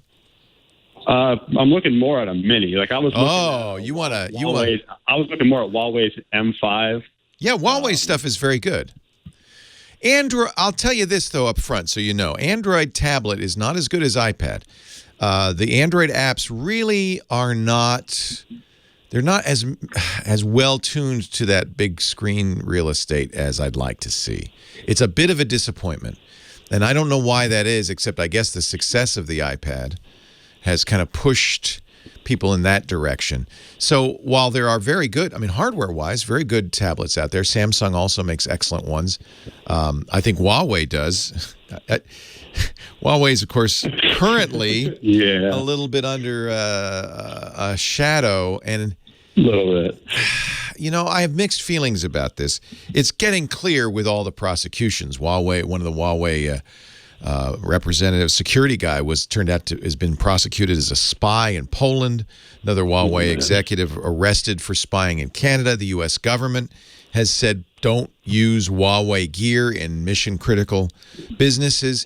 There's two fears with Huawei. First of all, it's not only a Chinese firm, but it was founded by a former member of the Chinese military, and it seems to be a lot of suspicion on Huawei for really having very close ties to the Chinese government. And there are two goals the Chinese government would have that I don't think impact normal users. One is industrial espionage. And so a lot of companies are reluctant to use Huawei gear in their businesses because they're not sure that the data they expose to the Huawei gear will not end up in Chinese government hands. So if you're inventing the next generation television, you might say, I ain't using Huawei gear. Good luck finding anything not made in China, incidentally. The other concern, there's actually three. The other concern is a concern of cyber warfare. And I'm sad to say that in the next 10 years, the future of wars, in some ways this is not bad. The futures of wars is not going to a foreign land with a gun and killing people, but it is attacking over the internet and critical resources like, for instance, the power grid in the United States. And we've seen this. We've seen foreign actors literally infiltrate our grid, not doing anything, but the fear is, well, they're just sitting there waiting. And when warfare breaks out, the first thing they do is they cut our power. And that would be devastating. And interestingly, gives nations that don't have the wherewithal to invade, they don't have rockets to launch missiles, atomic bombs, but smaller countries that do have hackers, the ability to attack within our shores. So I believe in the next 10 years we're going to see that. And that's one of the reasons the government says don't use Huawei gear. Why put potential adversaries' equipment in our national infrastructure? So that, I guess, makes sense. Neither of those is a concern for you. You're not worried about them stealing your secrets for your big invention or about taking your sermons off the air as part of cyber warfare. So I wouldn't worry about that. There is a third concern. Again, I don't think it concerns you. It's pretty clear that the Chinese government also does things like, we believe, for instance, the Yahoo breach, as an effort to keep an eye on Chinese citizens, both in China and abroad. and perhaps figure out what espionage agents are working for the U.S. and other countries. So those are the concerns, and those three all have to do with nation states fighting one another or industrial espionage. In other words, I have a Huawei phone. They're amazing. They're really good. I have a Huawei laptop. It's really good. I wouldn't have any problem with a Huawei tablet. And by the way, the other companies that I would recommend, Samsung's Korea. Okay, maybe South Korea is an ally, so maybe that's not so bad. And they are made in Korea, so maybe that would be a better choice if you wanted to, support the government's anti-China initiative. Acer, though, is from Taiwan. Again, an ally, probably okay. So that's up to you. I don't have a problem with Huawei gear. I don't think as an individual there's anything to worry about. Perfect. And I think that Leo. that mate is very, very not. They make great gear. That's why this is hard. It looks fantastic. Yeah, they make really good hardware. In fact, one of the reasons Apple has been suffering in China with iPhone sales is because there are a handful of Chinese manufacturers, Huawei, but ZTE and Xiaomi, that make better phones for half the price. So why would you'd be nuts if you're in China? You don't care. In fact, it's patriotic to buy a Chinese-made phone. Yeah, it's true. That's why they're not buying iPhones. Anyway, yes, I recommend it. Perfect. Thank you, Leo. Appreciate your time, man. My pleasure. Yep. And if you decide you want to, run the grid, the national grid, don't use that. I think Samsungs are very good, and Acers are very good, and those are two companies that do not manufacture in mainland China, and they are allies. Countries are allies of the United States.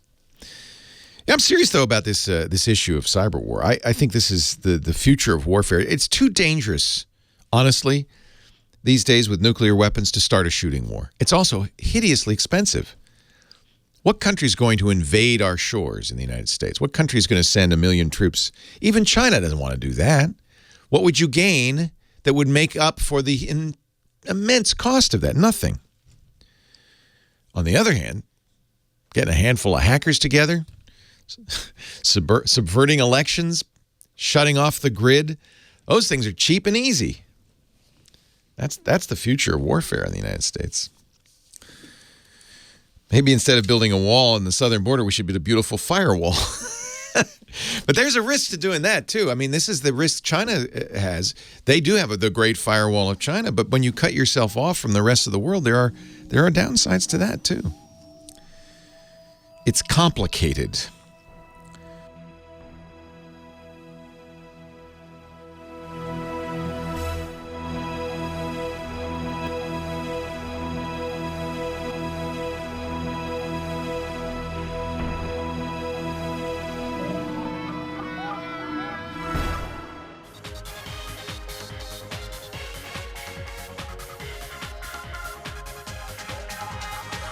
Well, hey, how are you today? Leo Laporte here, the tech guy. Time to talk computers, the internet, home theater, digital photography, smartphones, smartwatches, augmented reality, virtual reality, real reality. 8888 Ask Leo is the phone number. 888-827-5536. Toll free from anywhere in the U.S. or Canada. Outside that area, you can still call free, but you'll have to use a voice over the internet program that will let you make calls to landlines. Skype out, for instance. 8888 Ask Leo. We have a website which is available to all and sundry at no cost, no sign up, no charge. All you have to do is go to techguylabs.com. And I mention that because I know as a lot of you are driving around getting your chores done and so forth, and you hear something and you go, you don't have to write it down. You don't. We're writing it all down for you, and it's available 24/7 at techguylabs.com as I said, at no charge. So anytime you hear something and you want to remember it, just remember techguylabs.com. And incidentally, there's also a comment section there. And if you want to enhance or quibble or completely deny anything I've said, you can go there and do that. techguylabs.com, no charge. Roger, Chula Vista, California is next. Hello, Roger. Leo Laporte, the tech guy. Hi, thank you for taking my call. Thanks for calling. I've listened so long, you'd think I'd be smarter, you know? Oh, man, I'm getting dumber as I go, so no, it doesn't work that way. That's life. Yeah. Yeah. The more you know, the less you know. Isn't that the case? The more you know, the more you realize you don't know. That's true. It's an endless process. And you get dumber with age. I'm up there. But you get wiser as you get dumber. Yeah, it's a conundrum. Possibly. What can I do for you?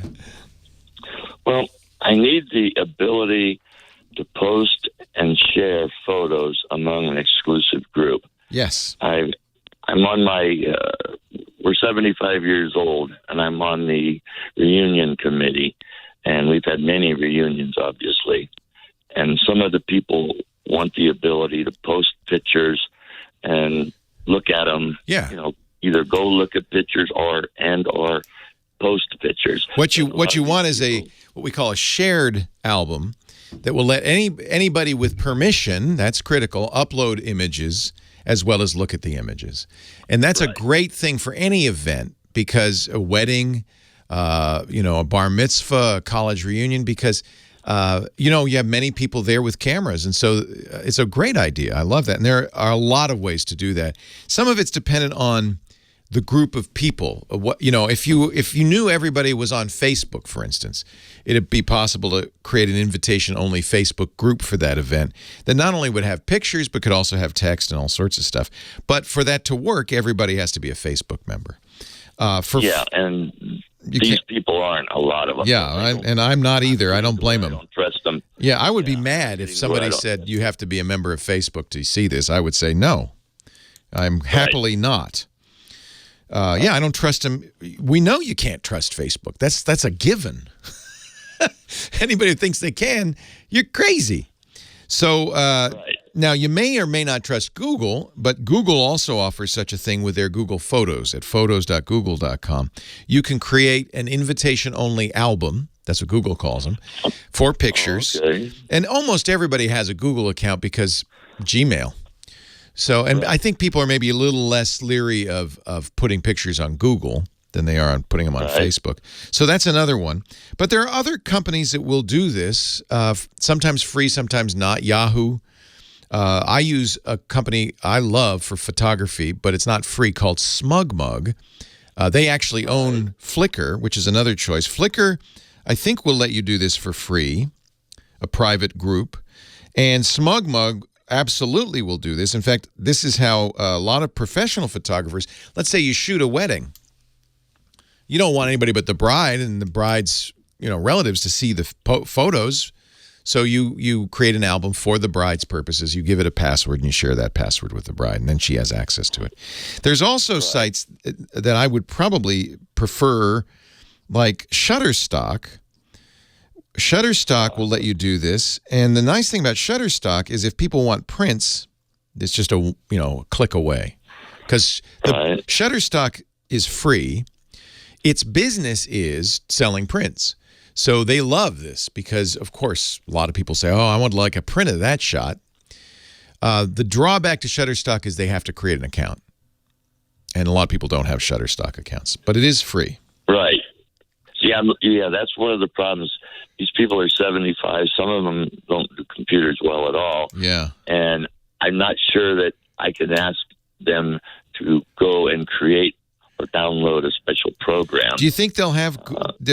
well, it's all on the web. Everything we're talking about is on the web, which means they can use iPads, they can use their phones. Everything I've mentioned here is a web-based album, so no program necessary, but in almost every case you need an account. So in that case, I would say... do you need? That's not unreasonable. If we give instructions to these people on how to create their account, it'll probably be okay. I believe, and I may be wrong, correct me, chat room, if I'm wrong, but I believe Google Photos allows you to view photos without a Google account. It would only be if they wanted to upload photos, they would have to create an account. And of course, if somebody's sophisticated enough to have taken a picture and saying, I want to share it with the group, they'll have a Google account. Right. So I would say photos.google.com. What you will do is you will share with the group. There's two ways to do it. You can make it password protected. Actually, there's three ways to do it. You can make it invite only, which is what I would suggest. that requires that everybody has to have an email. But you can send an email to the. I bet you have a group. Right. You have a group list, right? Oh, yeah, we do. Yeah. Yeah, we do. So you can send an email to the group list saying, here's the link to the site. And it's such a long, crazy link that nobody's going to guess it. It's got many, many characters. So that might be the easiest. Right. But if you really want to keep it more private, you can make it invitation only and say, I'm going to invite all the people. They'll get an email from Google saying, hey, somebody's just shared a photo album with you. To join it, click this link. And only they will get access to it. That's the most secure. What we're thinking. Yeah, photos.google.com. It's called a shared album. They will have to have a Google account to upload to it, but they will not have to have a Google account to view it. Okay. Doesn't that sound good? Yeah, it does. I've looked, I quickly looked at, a Flickr, which I guess became SmugMug, and, and Dropbox and Facebook, and they all seem to have pluses and minuses. Yeah, they do. And a password isn't out of discussion. That would be okay if the people had to have a password. I would look at a shared album on Google Photos that is invitation only. Then you send out an invitation to everybody via their email address. They click that link and they're in. No one else with any other address can get in any other way. You don't need a password, which does simplify it. I know when I've used passwords, sometimes especially with family members who aren't tech savvy, there's confusion. But I would. Yeah. Yeah. So just invite them. Send them email. They have email. Send them email. They can use their iPads. They can use their tablets. They can use their phones, and they can see the pictures. And if they're sophisticated enough to take them, they can upload them.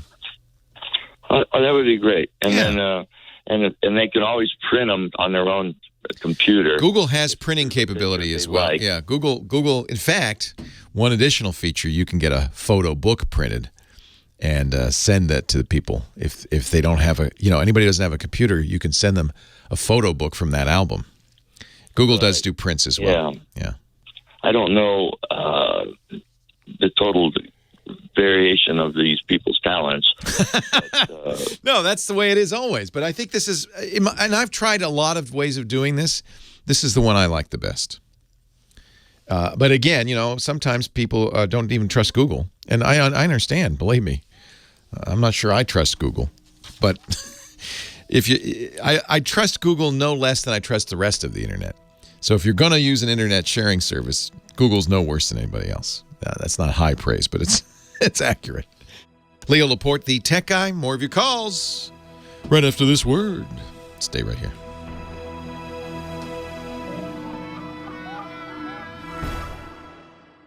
Leo Laporte, the tech guy. 8888 Ask Leo, the phone number on the line from Brentwood, California. It's Rick. Hello, Rick. Hey, Leo, you're amazing. You ever do presentations or luncheons or speaking engagements? I used to, yeah. You're looking for somebody to speak to your organization? Yeah, I am. And somebody, because guys like me that are just past the millennials, we have no idea what's going on. I'm so confused. I've done a lot of talks to that group. Oh, my God. I need you. Like even my main question right now is I'm so confused. I'm moving into a condo that I own that I used to rent, and I don't want to go with Verizon, the bundle package. I don't want to go with Spectrum.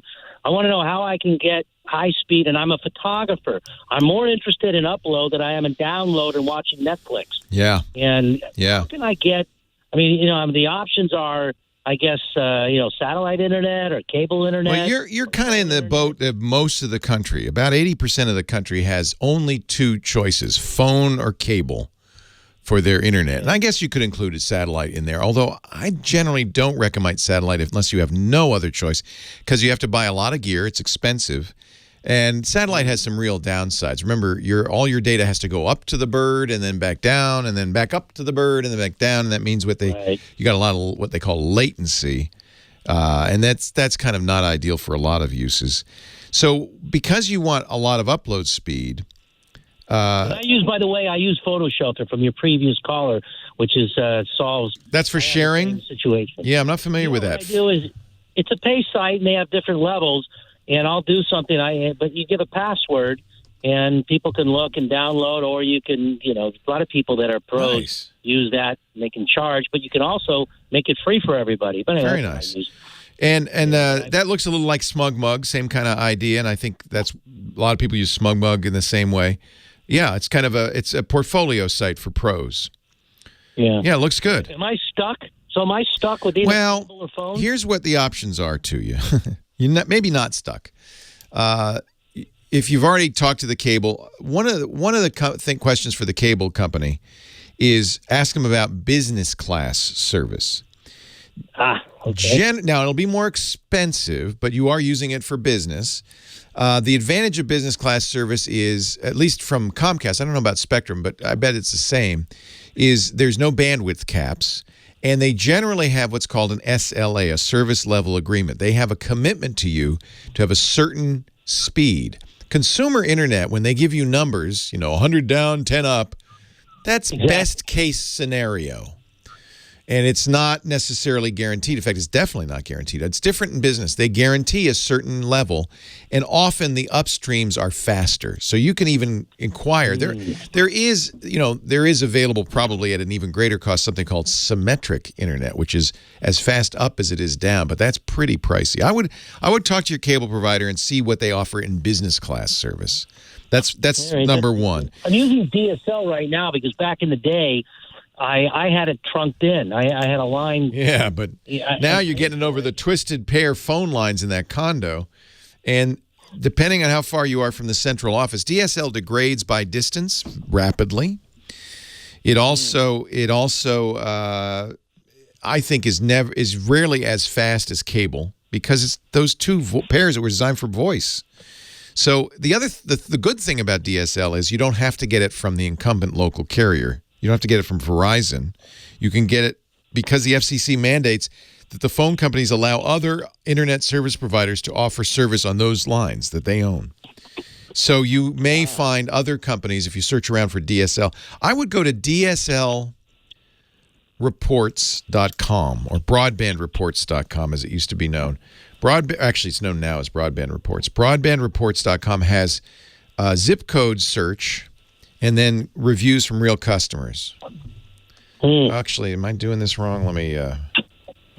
I type broad reports. That's a whole different thing. Broadbandreports.com. And they have a speed test checker, but in there you'll see reviews and happy customers, and you'll get an idea of what to expect in your particular neighborhood. In addition, a list of other DSL providers there. So it looks like they call it DSLreports.com now. So that's a independent and very good journalistically integrity site that you can trust. There are a lot of sites that pretend to be journalistic and in fact are paid advertising. So be careful. DSLreports.com is trustworthy. The other choice that may exist out there is fiber. You are in a metro. So, in fact, Brentwood's a pretty upscale community, so you might be able to, and this is really going to depend on the condo. So a lot of times the way you get service in an apartment building or a condo is the association contracts with a provider. I don't know if your condo association has anything like that. But that'd be worth. We're all old timers in one of the old buildings. Oh, they don't care. I think we're all using 3x5 cards. And, a lot of times, though, internet service providers will come to apartment buildings and say, "Look, we'd like exclusive, and you'll wire every apartment, and we'll offer a deal, and et cetera, et cetera." Sometimes worth looking at. If you in a techie area like at San Francisco, sometimes you get better internet service that way than you would get from the phone company or the cable company. So I don't know if they've done that, but it might be worth checking. Finally, there are sometimes, especially in metro areas, microwave solutions. They're called wireless internet solution providers, but because you're in a metro, because microwave needs to be line of sight, but it's often used in business, and that can be very fast. Less reliable if there's weather or a tree gets in the way, but because you do need line of sight. A bird flies by? Yeah, or a bird flies by. I think you probably should consider business class service from Spectrum. I would bet you be your best option if you don't mind paying. I have business class service from Comcast in my home because I have a home office, And I think it's $100 a month, but it's rock solid, 119 down, 20 up. And 20 up should be enough for you, I would guess. Leo Laporte, the tech guy. More calls still to come.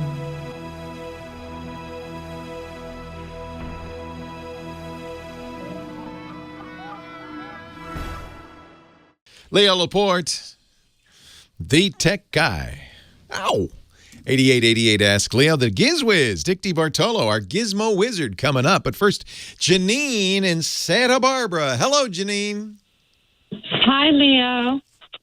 Welcome to the show. How are you today? I'm great, and thank you for taking my call. It's my pleasure. I'm sorry about what happened in between during the commercials. You should know. No one should ever have to hear that. Oh, that's okay. What can I do? When people don't know maybe, but when you're on hold on the show, you hear everything that's going on in the studio, even the stuff that doesn't go out over the air. I loved it. Well, sometimes that's the most fun. I think so. What goes on? What goes on during the commercials should stay in the commercials. Right. Yes. What can I do for you?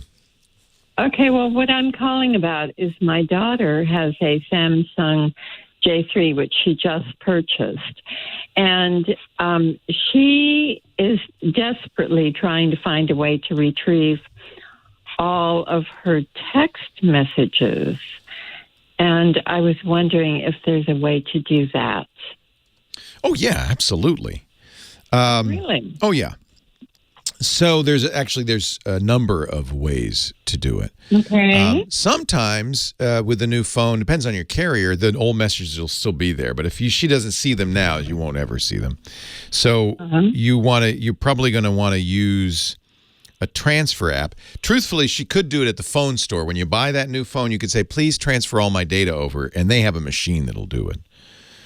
Well, I thought that would only be the phone call, the messages on. It's the messages, it's the text messages, it's whatever's on there. If you want music, whatever. Where'd she get the phone? At a Verizon. Oh, yeah. Go back into the Verizon store and say, hey, I forgot to do this. Does she have the old phone still? Uh-huh. Yeah, I forgot to do this. Could you transfer this over? They may say they can't, but most of the time they can. I know they can. It's just whether they want to. And that would include the text messages. Yes.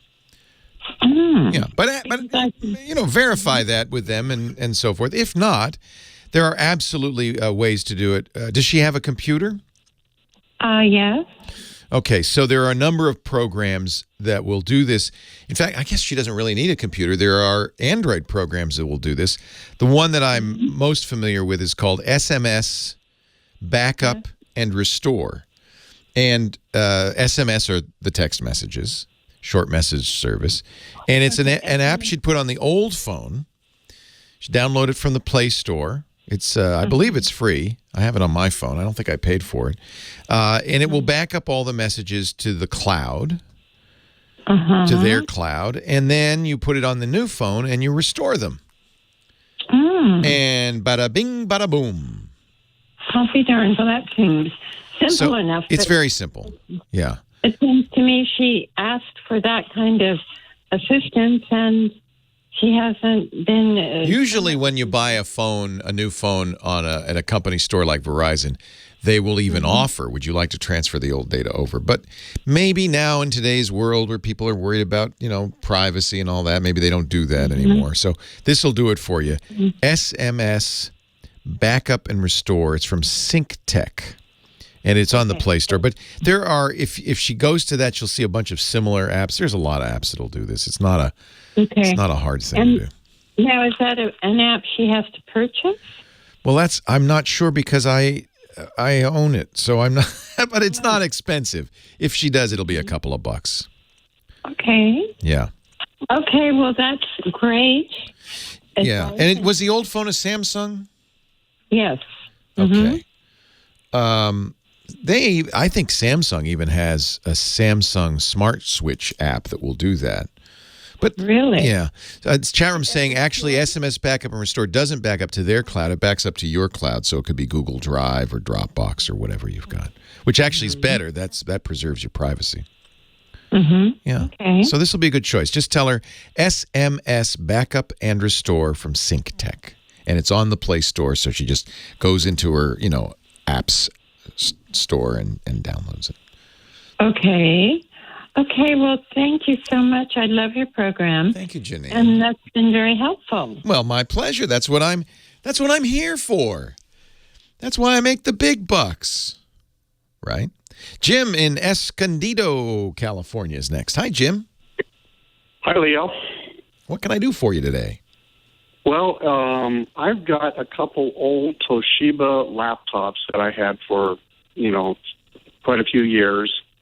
And both of them more or less just died on me. They just kind of ran out of power, and I thought it was like a charging issue. So I tried to charge them a couple of times, and I just can't seem to recharge them. And even prior to that, I had a HP desktop that mainly I do a little bit of internet on there, maybe store some pictures, things like that. But now that I can't get them started, I'm wondering about what my options would be. One option I thought about was just to recycle them, to one of those electronic recycling events. But I was wondering about if I were to do that, what about the data or pictures, things like that are on the hard drives of those devices? Yeah, that's a great question. So the first thing just real quickly, just as a parenthetical thought on laptops, sometimes if on that laptop it's old enough that you can remove the battery with it plugged in, and oftentimes it'll work. The batteries only have a certain lifespan. Once they're dead, you either have to replace them, or on some older laptops you could just take them out. Modern laptops, everything's glued in, but on the older laptops, you could just most Toshibas, you can just take it out. There's a little switch, you take it out, and it should work just fine. It's bypassing the battery. So take the battery out and then plug it in with the... Yeah, see if it works. Okay. And then if it does, then you could order a new battery if you really wanted to save it. But your question is... who cares? Your question's a good one. It really depends. You're absolutely great for saying, I'm going to bring it to an e-waste recycler. You can't throw laptops in the trash. You can't throw batteries in the trash. You can't throw paint, oil. There's just certain things that have to be properly handled. And any electronics have to be sent to an e-waste provider. Sometimes your trash company will do that for you. But everywhere in your area has e-waste recycling centers. California is very good about that. But you ask a really great question. What about the data on the drive? And that data is still there, even if your computer won't work. Right. So I think in most cases, an e-waste recycling center, they're not going to go through the stuff, pull out the drive, put it in a new computer, and see what's on there. But they don't make any promise that they won't do that. I'm sure it's fine. But ideally, if there were anything on there you were worried about somebody getting, like credit card numbers, bank accounts, logins, passwords, it'd be a good idea to wipe that. Or take the hard drive out. Yeah. If you can open it up and take the hard drive out, donate or recycle the rest. Right. And just keep that hard drive. Now, you're going to have a pile of hard drives at some point. Right. So to do that, you just take the back off the... Yeah, but most laptops have screws, and you can just loosen the screws, and there it is, and you pull it out. Yep. What about the desktop? Where would the desktop... So desktop tower cases also have screws in the back, usually a side panel you can remove, and that's even easier. You'll see the drive right there connected to some ribbon cables to the motherboard. Disconnect the cable. The drive will be in there via screws. Loosen the screws, remove the drive. Everything else can be donated. If you wanted to erase the contents of the drive, you could put them, if you really want to go crazy, on a bootable computer and use a variety of tools. I like DBAN, D-B-A-N, Derek's Boot and Nuke, and you can wipe it. Or you can do what the Army does. You can open it up, grind the drives to dust, and then nobody will be able to get it. Leo Laporte, the tech guy. Maybe drill holes in them. hit the drive with a hammer, or just store it forever in your closet, right? That's a really good question. I think people don't ever think about it, frankly. And absolutely, this stuff, still contains data. And the answer to this for going forward, and I should say this on the air, but I'm not saying it on there, I'm saying it on the podcast, is, and anyway, you should do this anyway, always encrypt your drives. So when you get a new computer, if it's a Mac, turn on File Vault. Unfortunately, with Windows, you have to have the Pro version to use BitLocker. I beg of you, Microsoft, make BitLocker available across the board because everybody needs this. This is especially true of solid-state drives because there's no real way to guarantee erase a solid-state drive. If you turn on encryption before you do anything private, the drive is unusable no matter who gets it if they don't have the unlock code. It's just gobbledygook.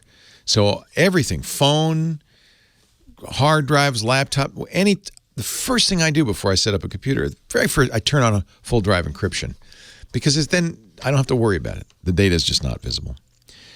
Sometimes you want your data to be protected. That's when you should call Carbonite, the premier data protection platform for business. Customizable cloud and hybrid backup for your servers. If you use one provider for server backup, but they don't do endpoint, then you got to use another provider for endpoint protection. But then they don't do, protect critical systems. You need a third provider. That's too complicated. You need, and I think most companies realize this, more companies are moving to this than ever before, a single vendor solution, one company for all your data protection needs. May I submit for your approval Carbonite? The best. They offer scalable, secure server backup solutions, very flexible deployment models, flexible recovery options. They will talk to them, and they'll provide you a solution that's right for your business, no matter what. Some of the options, real-time replication and cloud failover, that's for disaster recovery and high availability. If not everybody wants that, but if you are in a business where it's important you get back up and running fast, that could be critical. They, of course, offer backup and recovery for physical drives, but also virtual machines, cloud-based environments. They support over 200 operating systems, applications, and platforms. Very compatible. They also offer enterprise-grade endpoint protection. Now, if you've got laptops or phones out there in the real world and it's not end-to-end block-level encrypted, your data is just floating out there. They also have true global deduplication. They're the only company that can do this. They have the patent on it for endpoint protection, bandwidth management tools that'll minimize network disruption. You can even say don't back up on battery, all of that stuff. And ultimately, the most important thing, remote wipe capabilities, because if a phone or laptop goes missing, and they always do, you can wipe them. So your data is safe. Combine various Carbonite technologies to build yourself a comprehensive single vendor solution for your workloads, your risk tolerance, your business objectives. That's what it's all about. It'll simplify your environment, eliminate gaps in your data protection, reduce costly redundancies, and man, they are the secure, trusted provider with award-winning customer service 7 days a week. I've been begging you, please, go find out more about Carbonite's data protection platform for business at Carbonite.com. Carbonite, Carbonite.com. Everybody, got to get down tonight. I love the disco, and so does Dickie D. Dick DeBartolo, Mad Magazine's maddest writer, and our own personal gizmo wizard. That's why we call him the Gizwiz. He's going to get down tonight. Get down tonight. How many times have you danced to this song, Dickie D? 555. I bet. Yeah, I have my tablet with me all the time, and I... See, in those days, they didn't have smartwatches. You could have had your watch keep track of all of that. Exactly. Dick is a gadget hound and has been for many, many years. He comes by it honestly, and thank goodness, because he keeps us up to date on the latest stuff. What's out there? What do you got for us? Well, Leo, at CES, I saw a gadget that you not only know about. Yes. You helped make famous. What? And the company knows you. Uh-oh. Okay? Now I'm worried. Generation 2 of the June oven. Oh, I love my June oven. Okay, so I went and I said, wait a minute.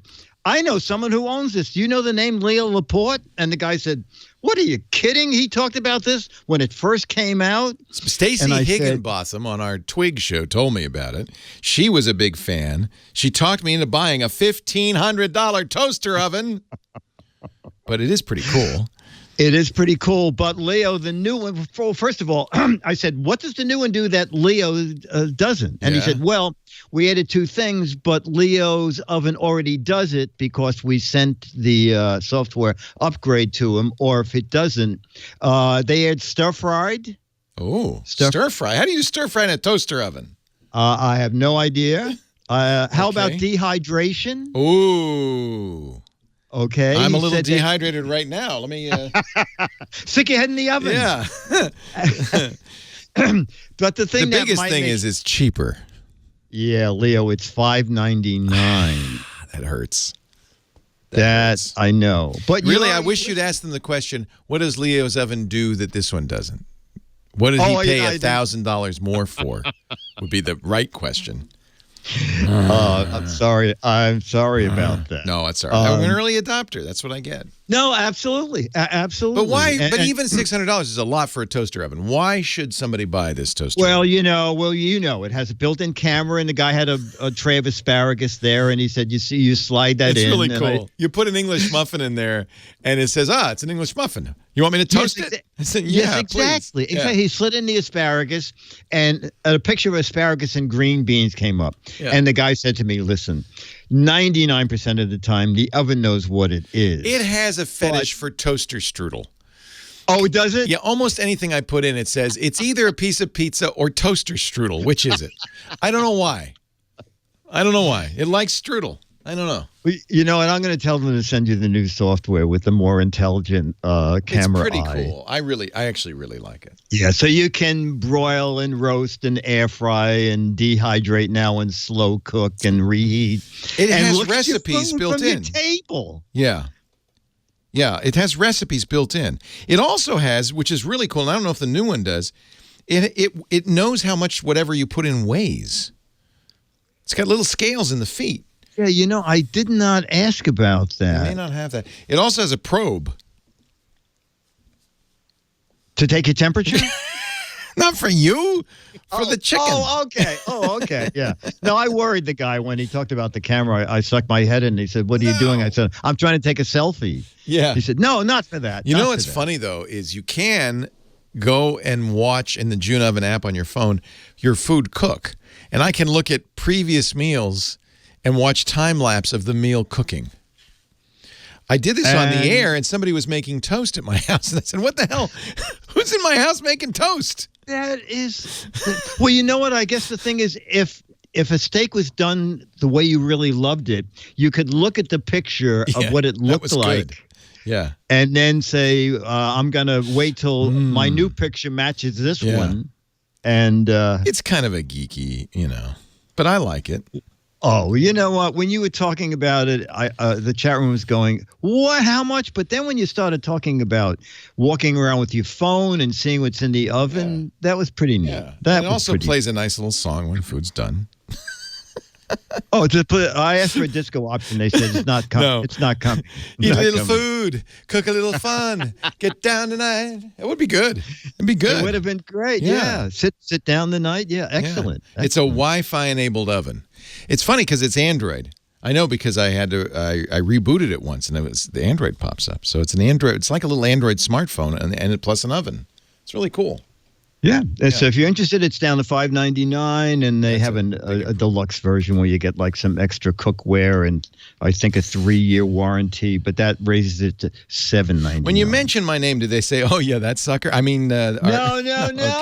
They were very pleased with you. They said, "Do we know him? He helped get this company going." Oh, good. I'm glad. So there. Yeah. So it was not been in vain for nothing. We cook with it all the time. It's like a second oven in the house.